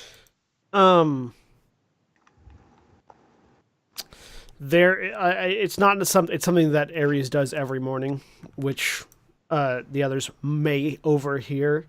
Ablutions. No, every morning, wherever he's at, sort of at some point out shortly after he wakes up, you would hear him saying something in sort of a ritualistic chant. Ni sukui gar kiradik ni paratali gar dararsum sera navuk terra idor rea ezu. And he says that every morning. Well, Does anyone else other than Ares speak Mandoan? No, I don't think. Does none of us do, so I was none of gonna us say, know what the I fuck don't So know. we hear it. We hear it. We just don't know what the hell he's saying. And that wouldn't be something you would hear in Mandoa anyways. Like, even if you had to pick up a few words. Kat, just as a reminder from what we established before, you know some Mandoa, it's mostly like swear words and things that are useful in a medical context. that are funny. Yeah. This one means that hurts more, this one means that hurts less. Yeah. My arm. That's right. Swear words and Most Mandalorians medical terms. just speak basic. Ares is a little bit flamboyant. Really? A John character being flamboyant? Who'd have thunk it? Those that follow the Wrestlnare speak it more often than those that don't, but that's a more old Mandalore thing, so... Of course. Duh. Yes. The Artinos clan Also, is the voice of specifically God broke doesn't off. speak it, so don't worry about it. My character's just as confused as I am. That's all right. It sounded like a list of names, and that's all I care about. Yeah, maybe. Yeah. Yeah, no, just gonna Yeah, clean. occasionally you probably hear that filtering through the ship. The walls are Rickety. in various states of repair, and some of them had to come off. It's true. The panels had As to long be as- removed so you can. As long get as they to weren't the wires. outside walls, then we're good. Yeah, it's fine. But yeah, okay. So, unless anyone else has something to do before we leave space, okay. You sort of judder out of space. It's a bit of a rough landing. But you screech to a halt right outside of the orbit of the planet, so you're not pulled into it. That's reassuring. What could possibly go wrong? Yeah, it's a feat. We screeched in space where there's no noise. There's noise inside the ship, Yep. and it screeched. The ship screeched, not I- space. I think they've made it pretty canon. There is noise in space in Star Wars. Yeah.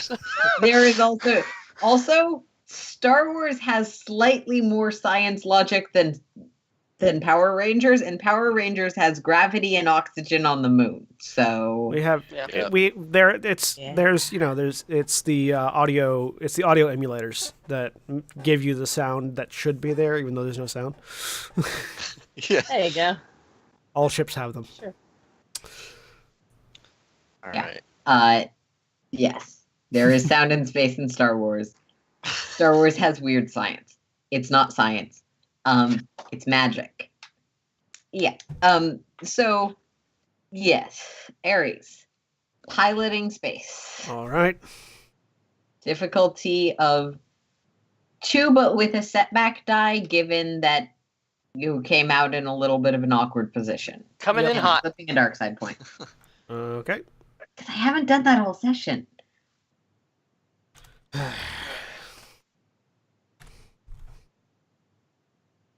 Have you know this is a piece of shit. We are I think aware. we've all Wholehearted- gathered that the moment we Yeah. walked onto the One ship. success, one advantage. Walked up to. You didn't have to get on it to know. Yeah. You can tell from the outside. From 100 yards away. It's worse than the Millennium Falcon. Only 100? Like, the Millennium Falcon looks like shit if you're in universe and know what ships are supposed to be like. This one looks like shit even if you're not in universe and know what ships are supposed to be like. Every universe, it's atrocious. All right, hey, good roll though. Yeah, Nope, with one success and an advantage, you do manage to turn the ship around and get yourself heading down towards the planet. A little faster than you'd like, but heading. Coming in for a landing. Are we receiving landing instructions? You are. You start receiving a hail. I'll take it. Yep, so I hit the comm link for it. Actually, I don't have to. My implant just allows me to connect to the computer. Oh, yeah. So I Nice. just start talking. All right. Bluetooth connected. Yep. yeah. OnStar turns on. How may we direct your call? Yeah. Hello, you're entering private airspace of into family manner. Please identify yourself and state your purpose. This is Dealer Solo. I'm here for the party per invitation, and then I give the whatever ship code I had come up with for this. Yep. All right. Please send your invitation stuff over. All right. Let me review this quickly. And they get. I'm just standing in the ship like, come on. After what feels like a second too long, 2 seconds too long. Very well. Everything checks out. Yeah. Please proceed to the docking area Yeah, coordinates have been provided for you. Thank you. And then I hang up. Have a lovely day. As we are landing and we're all kind of getting ready, I go, just a heads up, these highfalutin types tend to, they all create their own pedestals that they stand upon. I may have to talk to y'all in a manner you are not used to being spoken to. It is not personal. It is simply just for appearances. I will do my best not to have to come across that way, but appearances are 100% of this game. So whatever happens, whatever I say, it's most likely just a lie. Completely ignore it. You're not gonna hurt my feelings. I assumed y'all weren't softies, but I didn't want y'all. This will be y'all's first time working with me. I didn't want y'all to make assumptions about my character solely based on a type of situation I assume really none of us want to be in. I sort of look over at him, shrug. Verd orisha beskargam. Correct, Carrie. I agree. So, let's do this. All right. And you land the ship. Get the helmet, put it on. Yep, get my helmet, put it on. My helmet's already on. It's my head. Corey will take advantage of the ship being docked to, one, reprimand you for talking about the poor thing so poorly, and two, to actually do some repairs on the outside. As you, I'm assuming all of you disembark? I've left my rifle on the ship. I'm carrying the Cortosis shield in my left arm, and a vibro axe just on my shoulder. Okay.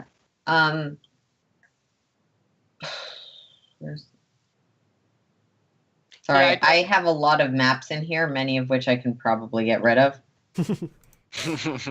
Wait, that's the wrong one. There you go. Ooh. Pretty. Yep.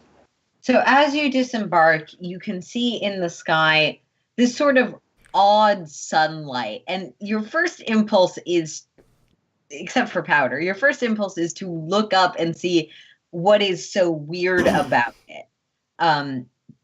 Before you think better of that, remember the thing about the planet being in permanent eclipse. Remember that looking at the sun's still a bad idea during an eclipse.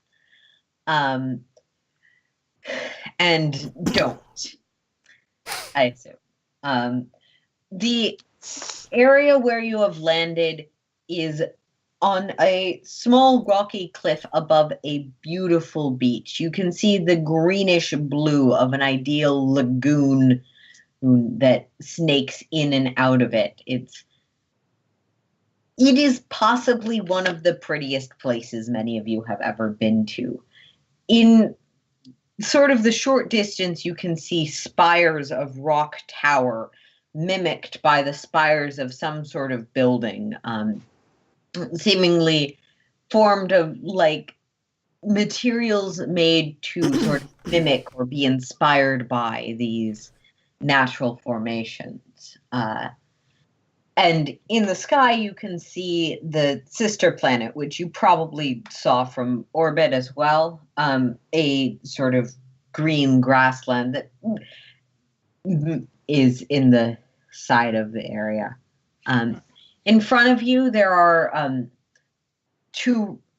four well-dressed individuals two in sort of button-up suits, suit and tux, and two in essentially like the stereotypical white and black maid outfits, all of whom give a polite bow as you enter. Welcome to the island of the estate of the Reese family. It's a pleasure to have you here for your first visit. It's a pleasure to be here. Where would you like us to go? The reception is this way. Hey, can I take your coats? I'm fine. I'm assuming, and I kind of look to the two armored, helmeted individuals. I'm assuming y'all are fine as well. I look around like at myself because I'm not wearing a coat. Yeah. Well, I believe we're all fine. Thank you, though. Lovely. My name is Larissa. I will be your primary guide through Loressa, it's a beautiful name. Of course. Thank you very much. Your kindness is deeply appreciated. And she will follow you. The other three will seem to move on and link up with a different guide. Okay. As you can see several other ships docking at a similar time. No, the grounds are open, and of course we have many of the lagoons available for bathing and for beachside activities. We also provide any number of various kinds of entertainment, alcohol, and other services. The party starts formally tomorrow, but feel free to ingratiate yourself with the reception in the meantime. Of course. Do you know where a majority of the business holders are currently? I'd like to go ahead and meet who I will be possibly dealing with tomorrow beforehand, if that's available. I would not presume to assert that the proper behavior for one of your station, but I might assume that many of them are currently in the reception area. We have an outdoor bar available and a large interior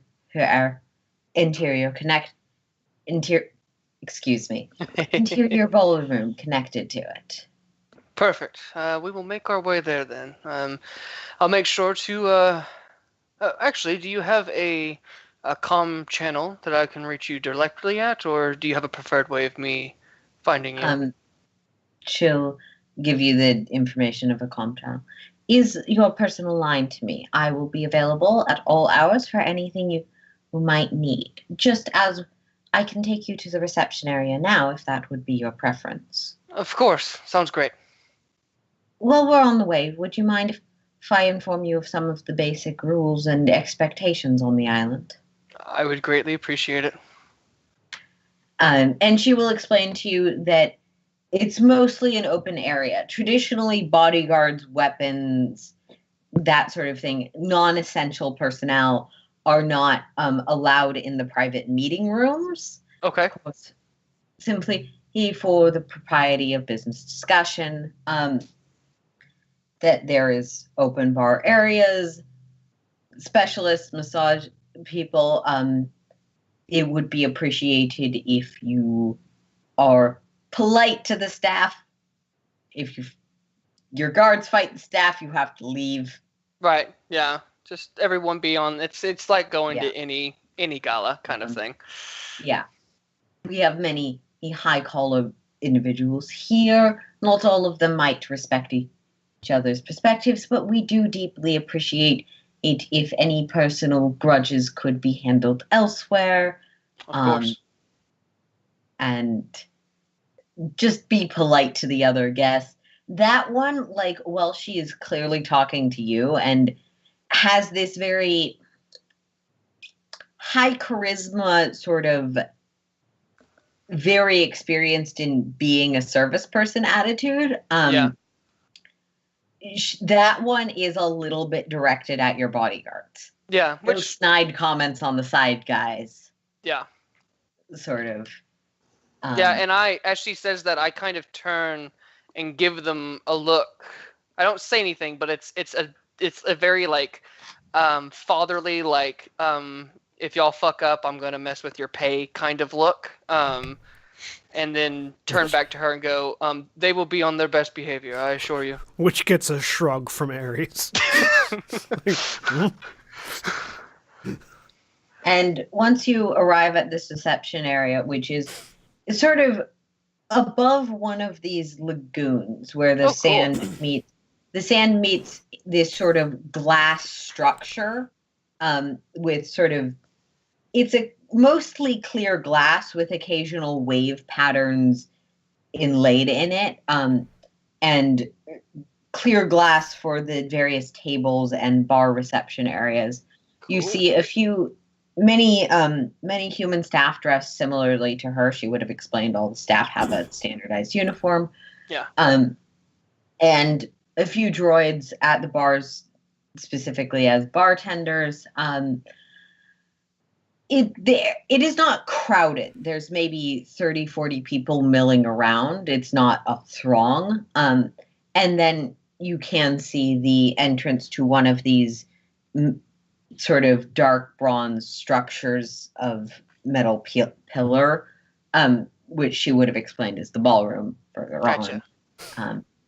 Well, if you have any, would you require my further introduction? Of course, if I need anything else, I'll make sure to reach you. I think we'll be fine here though for some time. I appreciate it. Lovely. Have a lovely stay, and I hope we can help you with anything you may need. Perfect. Much appreciated. Yeah. And she will head off. I'm going to assume we have our own comm channel that unless someone's hacking it, no one else is able to listen in, correct? Yeah. It's not scrambled. That would require you each to have a comm scrambler, but unless someone is monitoring that frequency, you're good. Okay, so just kind of under my Star Wars breath. operates on radio level technology a lot of the time. So just kind of under my breath, since my comm is built into my head, I'm just going to say, oh, everyone spread out. I'm going to be the peacock that I am, and y'all get a good look at the place. I would assume the boys would want to find entrances and exits if we need to make a hasty retreat. We'll look over at Prez. I'll hang out by the ambassador if you want to take a look around. I'll set up shop somewhere I can get a good look around. And I'll turn to Powder and go, Droid, fetch us some drinks. It's about time we relaxed. But more of a go walk around, see what you can hear and see sort of thing. Okay, who wants to start? I'll set up shop. What's the room layout? Is there like stairs that lead up somewhere? Is there like is it 2 levels? So in the outside area, it's this large open sort of. Essentially, it's a balcony, but it's a large glass balcony over the water. Snazzy. Yeah. I just wanted to get some kind of like slightly elevated position because I'm not that tall, where I can look out and just get a look at what their security looks like. It's mostly, there's It's the pretty edges flat. of the balcony, there's the tables, there's the bar stand. All of those you suspect are not intended to be stood on. Yeah, no, I'm not going to definitely do anything that support brings your attention weight. to myself. I'm not gonna be like stand up on the bar, be like. The first thing we do when we get here is draw attention to ourselves. Then I'll just post up. I'll post up by a door that's not already occupied by their security and have a look around. Sure. They don't necessarily keep security at the doors. Of course, there are continuously staff going in and out. Make me a. Let's see, what would be a good I belong here roll? Cool. Discipline? Yeah. You know what? In this case, it's going to be cool. It's about not initiative cool, if that makes a difference for you. But this is about essentially keeping your calm and presenting yourself as calm. I think that would be more discipline because, we were invited here, and I'm just acting like a bodyguard. If you want it to be I am presenting myself as a bodyguard, that would be. I can see both. Discipline is mental calm. Discipline is self-control. if you really thought it would be fun to jump up on the bar, that would be a discipline check to resist. I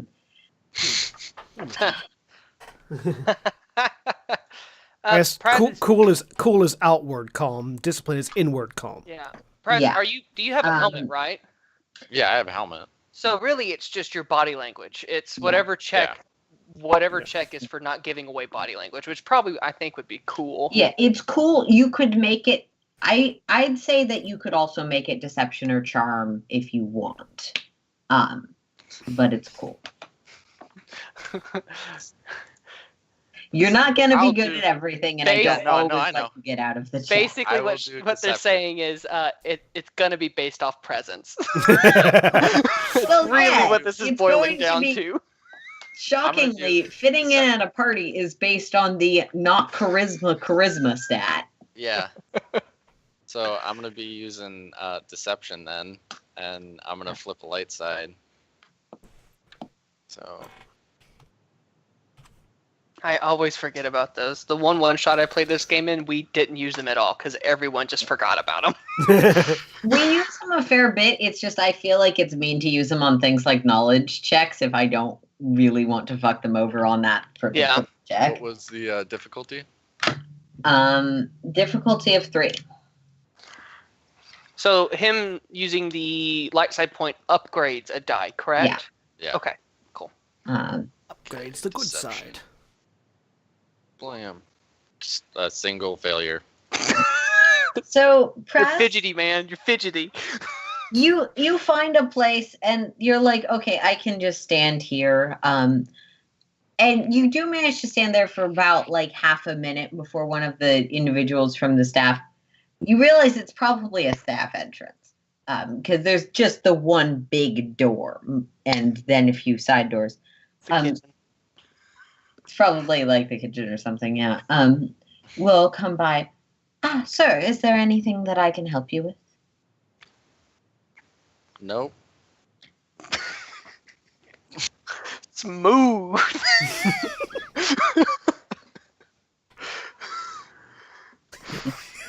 Could I ask could I inquire as to your name and the group you happen to be with? My name's Daniel. I'm the bodyguard of Ambassador Solo.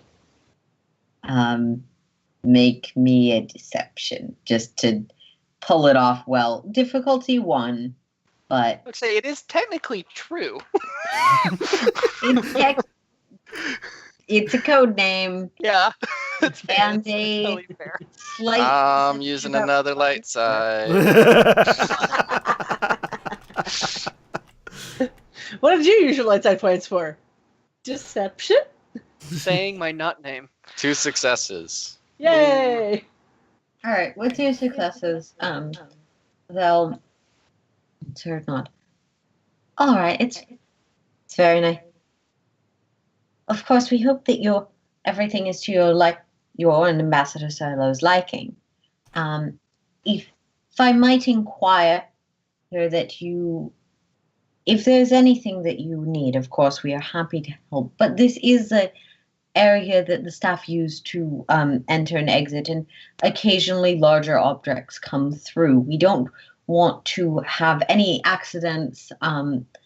It is a safety concern to have people standing in this area for extended periods. I do hope you understand. Is there a better place you'd recommend I keep watch? Perhaps with your ambassador would be the best place and the place that would set other guests most at ease. Okay. And I'll just walk away. I'll walk to another door. You get the sense that you're not the guest yourself. They feel comfortable snarking a little bit at you. Yeah. That's fair. So powder, I guess. All right. I have been told to go get drinks, and so I will go get drinks. All right.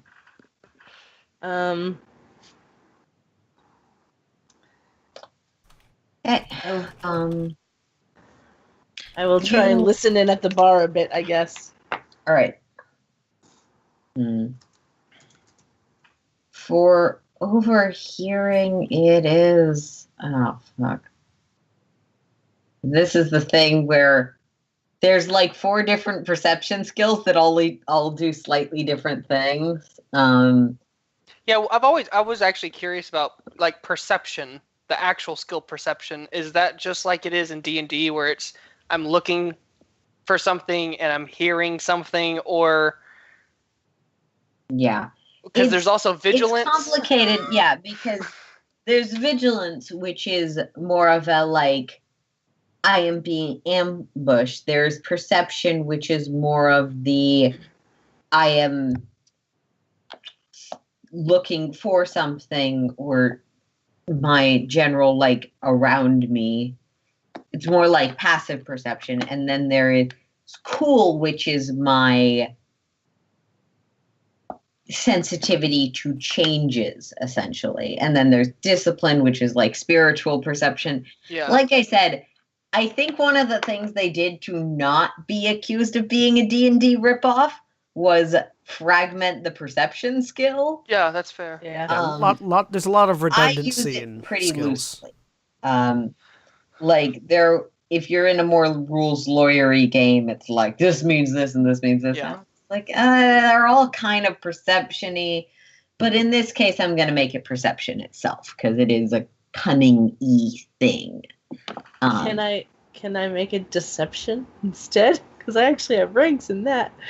A deception to order drinks, or a deception? Well, can't do a deception to listen to people. all right. I fool you into me listening to you. Wait. In this context, it's more that Powder is. It's more that Powder is going to get drinks under the pretense of trying to listen to people. Hey, I 100%. You can make a deception check. I'm trying to have you guys use the skills you don't like using. You can make me a deception check essentially to make it easier to listen in. To make it make sense for you to be there slightly longer, I guess. Okay. Deception difficulty 3, as this is pretty complicated social etiquette that you're not familiar with. And I still expect you to come back with actual drinks. Oh yeah, they're absolutely getting wine for you and something hard liquor wise for the other ones. Oh man, really? Powder, you walk up to the bar and you're expecting to like try and wait in line. Unfortunately, there's not any line, so you just find yourself staring at the bartender for a few seconds before this droid bartender will go, and what would you like to purchase? What would you like for us to provide for you today? And Powder will look at the droid bartender. Wine. Lovely. We have many different selections, and they'll go through a whole bunch of very complicated alcohol terminology I don't know. Do we, I don't know what y'all's normal kind of standard procedure. Do y'all normally just leave y'all comms open? Like, so we can all hear how everyone's doing? Typically, it's a toggle. Yeah. Typically, it's toggle. Though, if you say you want comms open, you can. The thing is, in Star Wars, comms are little physical things for those who don't have the implants. That's fair. So, Powder would probably have theirs on just because, at least so that you can hear what's happening, because they're trying to be all deceptive and stuff. Right. Well, I was just gonna say if I hear this through the comms, I'm just answering under my breath questions as the droid gives them to Powder. Like I hear a wine, I go, ooh, that one, that sort of thing. Yep. All right. You make your appropriate wine order if Beautiful. Yeah. Actually, Powder, do you pass along the wine order? Yes, absolutely. Okay. And whatever hard liquor. Today? Of course. Yeah, Powder will ask what is the most alcoholic alcohol they have. One alcohol, please. Uh-huh. A cup of gasoline. Might I What is- inquire as to the form of stomach that will be ingesting this alcohol? Mandalorian. Ah, They have some tahar? and so he will sort of go from one side, seem to reconsider, and select something essentially from the middle of what seems to be the spectrum of what can your species stomach handle alcohol. Like human, Zabrak. Okay. As Mandalorians are still humans. Mm-hmm. They are very good, typically, but they're still humans who have mostly human stomachs and not the amount that a droid, for example, could take. Yes. Yep, and who will set out like a variety of different kinds of wine glasses, from like a beer mug to a little shot glass to a martini glass to like the dainty wine cups and the kind you get with the curly straws. Nice. Aaron doesn't drink. This is the episode where like my not knowing about this No stuff. worries, Aaron. I don't drink either. Bare minimum. So yeah, It's a great drink for a selection of Mando. different varieties of glasses. Basically, all the kinds you can think of, and a few that are sci-fi shaped. Got it. Empty straw. Which receptacle would be preferred for each of your beverages today? Whichever Normal. is the largest glass is the one that will get the hard liquor. There's a Sam Riegel mug. Yeah. There you go. Yeah. And the daintiest of wine glasses will go Okay. for the wine. Perfect. And Powder will ask for them to be on a tray because and hold up their hands. Of course, we have many different, and we'll actually provide you with the tray that reasonably suits your non-needle hand, like this is something designed to clip in. Beautiful. Please return for other service. And as you're walking away, you realize you got so distracted with the drink ordering that you didn't get a chance to hear very much. But you may have had a chance to hear something. So the check is going to be more difficult because there were failures on the deception. All right. Because you botched the last roll. Yeah, that's what I said. You can make a deception, could make things easier, could make things harder. Yep. I don't think I actually said that part. No, Sorry. you did. I Yeah, you think did. I think as players that is always was implied. understood. Yeah. Yeah. There's an understanding there. Things can So what am always I- be made harder. What am I rolling now? Perception. Yeah, that's going to be perception. Right, the difficulty I meant. Difficulty of 3 with a setback die. Oh I man. believe in you. I believe in you. You got this. The setback is the black ones, right? Mhm. Okay. Barring a critical failure, the worst you can do is not hear anything. Perception, difficulty 3, setback die. That would be 3 threat. That's not a bad roll though. You hear some stuff, but it's mostly inane chatter about, like, oh, have you seen Dahlia's dress? Have you seen Rashad's shoes, though? Got it. what douches? And you're not I found the entirely prissy sure people. how that's going to help. I found the prissy people. Got it. Yep. And I come back with the drinks.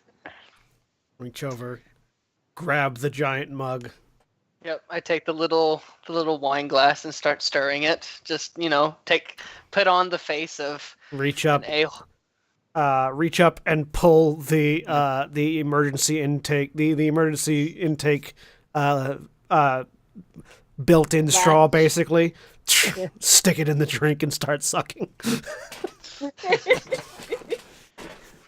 That's beautiful. And while I'm Awesome. drinking, I just look around not hiding the fact that I'm looking around because I'm big and can't.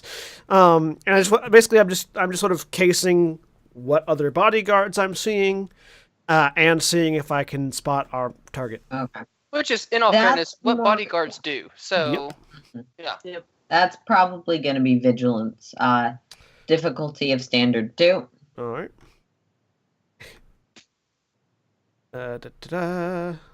2 difficulty, no other modifiers put in. Make sure that's right. Okay. And blah blam. 3 threat. Nope, don't see anything. I haven't got to make mine yet, so. Have you seen Jacob's hair? I don't know who he had do it. It's I look for Jacob. Ghastly or ingenious. Monster. I look for Jacob. You see a few people that might be Jacob. You do see one human man who basically many people can, like, especially people who are African haired, can get like the poofy side curls that I am always extraordinarily envious of, like just the ponytails that are a ball. Yeah. Jacob has managed to Jacob, or the one who you assume is Jacob, has managed to extend that like a giraffe on just as an afro. Yep. With some sort of pink animal running around inside of it. Just the sound amazing. of the sound of liquid going through the straw stops, and so Ciolo just hears, "My God, what the hell is that?" Well, and then did Praz get to make a look and listen check? Praz got interrupted, but as Praz, you move back through the crowd. Vigilance if you want to do sort of a combat casing, perception if you want to get intel. I'm gonna do the combat casing. Okay. See what they have around here. Difficulty 2. And I'm flipping a dark side point for this one. Because I keep on forgetting I was going to do that.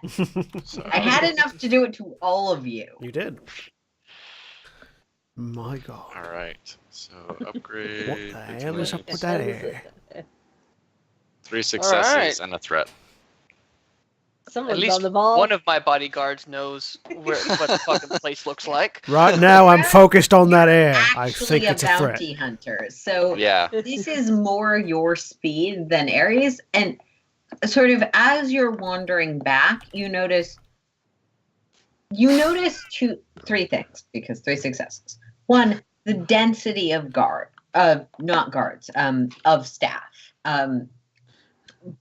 Basically, it's like, okay, this is an awful comparison, but it's the only one I can think of. On college campuses, they have these blue telephones for calling for, like, crisis help. Like, basically police phones that go to campus security because colleges. Yeah, like direct lines. Yeah, the point of those police phones is that from any one of these blue police phone things, you can see the next one. Mm-hmm. The staff is that dense and that sort of spread out in, you're not sure how intentional or unintentional it is, but that sort of a like net over the encounter. You assume inside is probably similar. 2, you notice that many of the people, even those who seem like they're wealthy enough to have them, don't seem to have guards, whether because they don't need them, because they're fine themselves, or because for one reason or another they somehow feel confident that nothing will happen to them here. Mm-hmm. This is a rich people party. You don't need your hired brutes necessarily. And sort of the third thing you notice is that like this area is probably very easily assailable, either by an armed force if you had one, or just you with a gun could probably get quite a few of them down, especially if your target was around. Even with the number of bodyguards and assuming that some of the staff a few of the staff looked armed. It's possible that some of them are, like, essentially bodyguards for the estate. You could probably take down 1 or 2 people and get out of here fast. But the inside, like, you can tell that the inside is well secured. Yeah. Even with the flow of people in and out. There's actual staff at the main door keeping an eye on things that look armed bodyguardy. Stuff like that. Like, Cool. you suspect that anything that's secure is probably inside. Yeah. All right. I'm going to use my time to talk and, as I said earlier, peacock with all the other guests. My goal being to get, because I'm assuming I can just kind of at whim turn my comm on and off. So I'm with an implant, basically. Yeah. I'm going to leave mine open because my goal is to gather information about the target. So whatever I hear, everyone else ideally can kind of keep up with as well. And I'm standing near you, so I'm not. Yeah. My comm is off because it would be weird to have your voice echoing 3 feet behind you. Correct. Yeah. So I'm going to just charm my way through people to try to figure out about the owner of the estate, to basically just get whatever intel I can. Sure. I'm going to make that a charm roll, difficulty 2, and I still have dark side points, so I'm flipping 1. Okay. I think I have a skill that might negate that. Let me double check. I think it negates setback die. Oh yeah, removes rolls. 1. So this wouldn't be the nobody's full wouldn't affect that either. So yeah, okay. So that doesn't change anything. Okay, so 2 difficulty and then an upgrade 1. And then you said charm? Yep. All right, 1, 2, 3, 4, 5 successes, a triumph, and a threat. Cool. This is what I do. Yep. You sort of look around and pin the people that they might be gossiping about someone's hair, but they're clearly here because they actually do business. Right.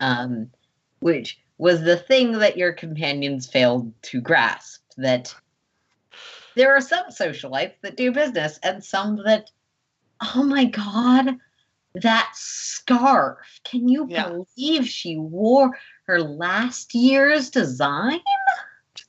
Gotcha. Okay. Yeah. Every once in a while, yes, I can. No one seems to pay any mind to the bodyguard who can't keep his mouth shut. That's fine. Good. But yeah, with the Triumph, you zero in on a group, a sort of well-dressed woman in it's actually probably armored clothing, but this sort of blue sparkly dress, who's talking with a few others that you also like, oh yeah, more merchant-y. And she will quite happily turn and start talking to you. What specifically are you trying to learn? I'm mainly, with the Triumph and a 5 is crit, correct? Mm-hmm. I would really like to get information on, what was his name? Jared. I would like to get information on what he has done in past parties. So, for example, is he always with the group? Does he have his own entourage? Are there times when he's able to be found by himself? I would mainly like to get information that would lead me to, okay, this is probably the best time for us to try to fuck with this dude. Mm-hmm. Yeah. So she'll happily tell you about the party and sort of do the kind of implicit nudging that one might do in a group towards, we could also have business interactions. I also run companies. A few of the things you learn, Jared tends to have 1 or 2 huge spectacles during a party. Okay. One year it was a live, essentially elephant tortoise that like an exotic creature. One year it was a sort of new droid line he'd gotten some exclusive behind the scenes access to, and he was showing off this new friend. Like he'll have one or two big spectacles. You also learn that basically your guide, your host from the staff, Correct. is able to arrange, if you ask, will be able to arrange a private meeting with Jared for you.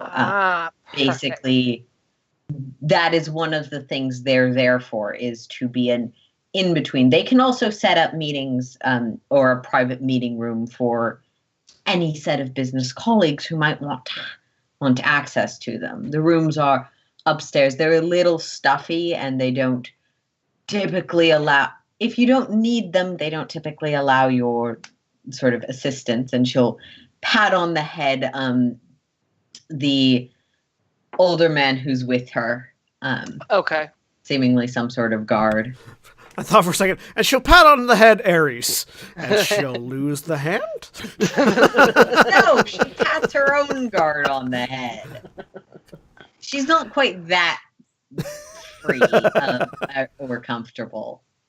So speaking with her, I'm going to kind of make note. One of the things I've brought with me to do dealings with is rather large and cumbersome, and is on my ship. Is it uncommon to have dealings on personal ships in case the item in context can't be brought to the actual home? I've never known Jared to take interest in something particular like that. However, some might be willing to do a dealing on a private ship, especially if it's been previously set up. You might have more luck with introductory meetings on the room, especially if you're new around these parts. But I see.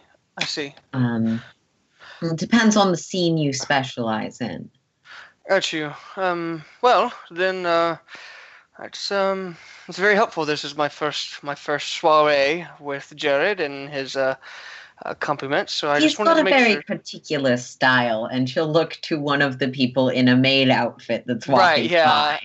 Yeah, and I kind of give a knowing nod and just go, I'll make sure to keep that in mind. And she'll continue to talk with you. You actually Yep. get a sense through her of some of the other business contacts you could talk to. Perfect. Yeah. Okay, yeah. So at some point when the conversation kind of comes to a lull, as all do, I'm going to pull Carrie aside and just kind of go to a table where we're relatively by ourselves. And when we're sitting down, just be like, so I don't think it will be hard to get to Jared. I think the issue will be it not only being me getting to him. Did you I was listening in. Did they mention whether, like, I know that there's like rules like bodyguards aren't allowed in the rooms. Does that include Jared, or is he the exception? You get the sense that includes Jared. Though, yeah, bodyguards are not allowed. Any non-essential personnel. If you were to use a private room, certainly. Though you could probably manage to get powder in there. Was my thought, use powder as the selling point, if you will, whatever. Alternatively, he looks out at the beach that apparently are made available to people. Alternatively, there's plenty of water out there if he's a lake swimming man. My other thought was, and I kind of tap my cybernetic. Just grab him, hold him under the water. Go to sleep. But I tap the cybernetic on behind my ear and go, you have one as well. We could pose as cybernetic dealers, and yours could be part of the product. It might allow me to get you in a room, and it's just the three of us. Certainly. I think we might want to find out what sort of things he likes as well. Because if he doesn't like cybernetics, that's not going to be a deal maker. That's fair. Also, if he happens to like something we have access to, we could potentially get him out to a more secluded location than in a building. That was my thought originally. I think that will be quite hard to do. I'm not saying it's not possible. I'm just saying we probably shouldn't plan on that. But No. let's meet up with everyone else. See what they've noticed. I mean, really, we're not going to be able to do much until tomorrow, I assume, anyways. I think they'll be able to see us. I say, sitting at the table in my full Mandalorian armor. So, Praz, do you meet up back with the group at some point?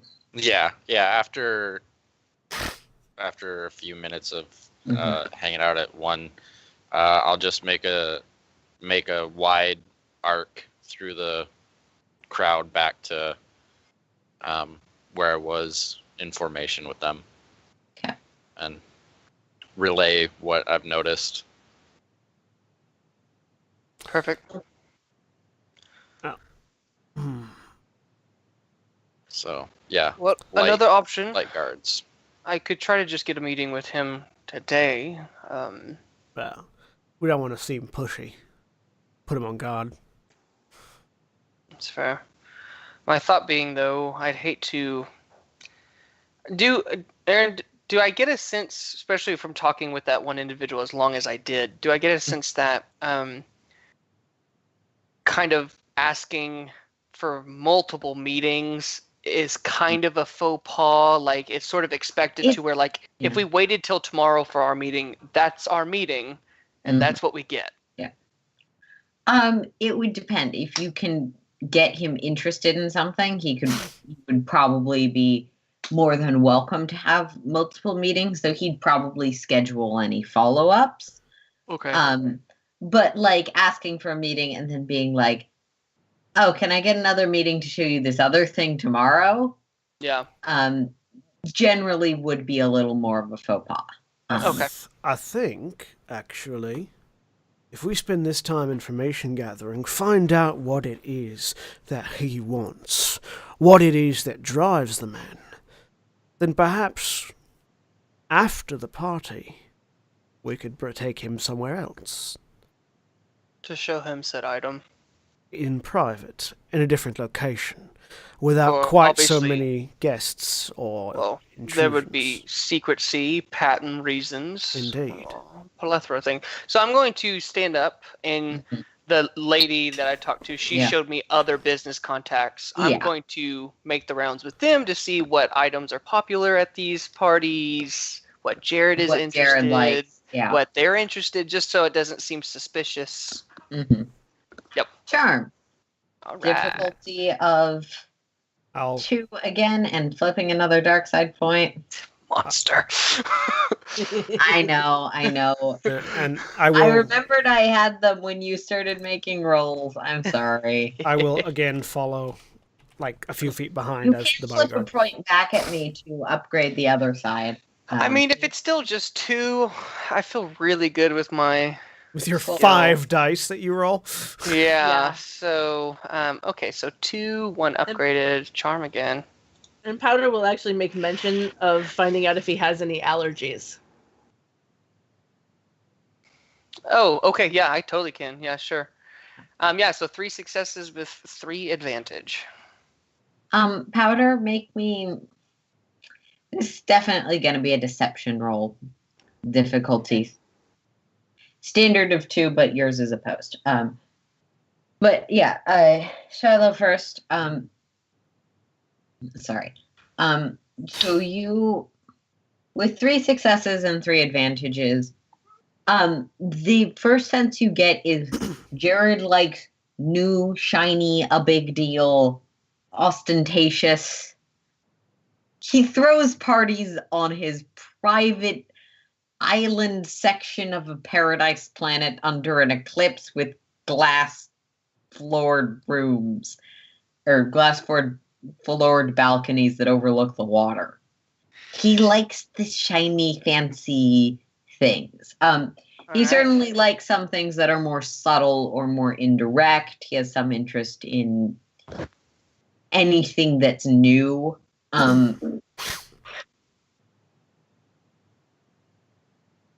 Like in terms of very little of the business that he conducts here is actually related to his corporate fortune. It's mostly personal business. Okay. His own private investments, that sort of thing. I'm really quick. I'm sorry to the people watching for the sudden random system noise that Windows wanted to know if I wanted to change my background, and for some reason the system sounds that are muted didn't mute that. Dear Windows. As Windows finds new and interesting ways to ignore the settings that I have previously established. Try using Internet Edge. Please. Yeah. Yeah.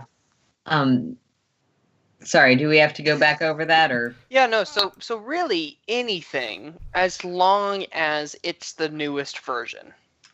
Anything as long as it's the newest version or the flashiest version or the fancy change. Gotcha. Or something that like has been out for a while but has been super undercover. That sort of thing would still work. So yes. Basically anything shiny.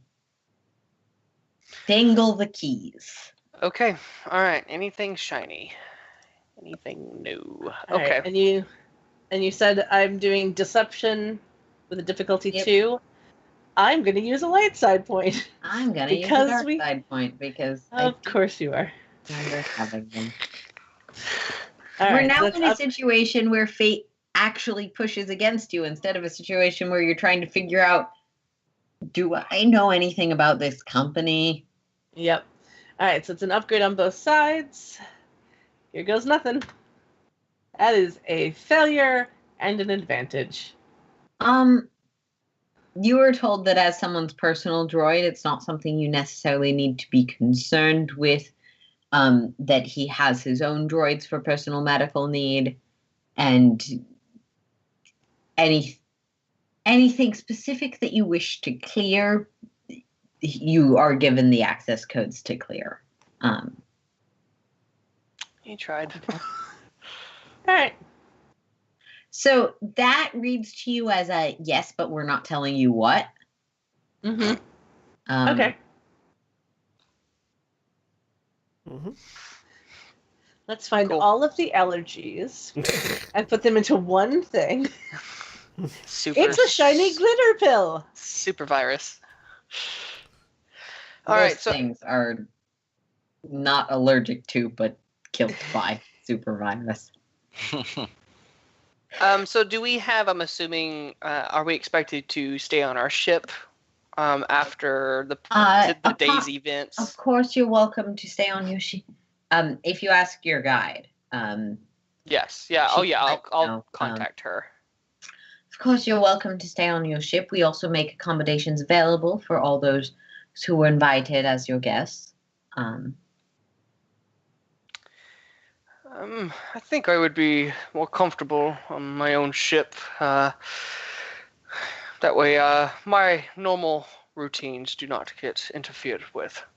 Of course. There is, regrettably, we do have a sound restriction at the late night hours in the shipyard area.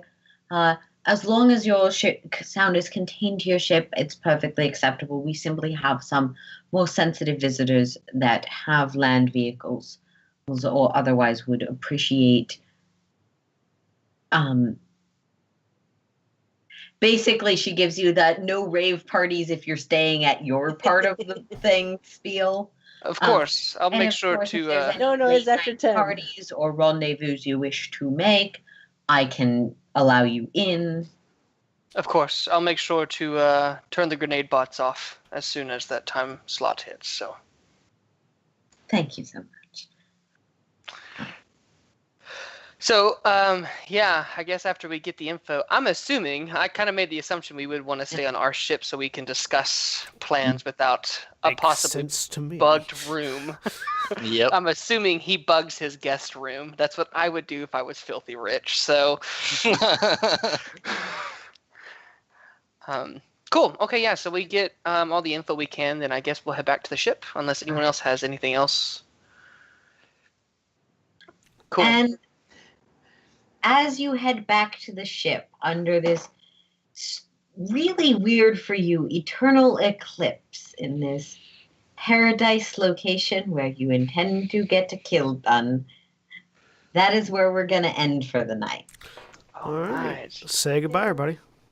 Bye. Adios. I Goodbye. If OBS will behave.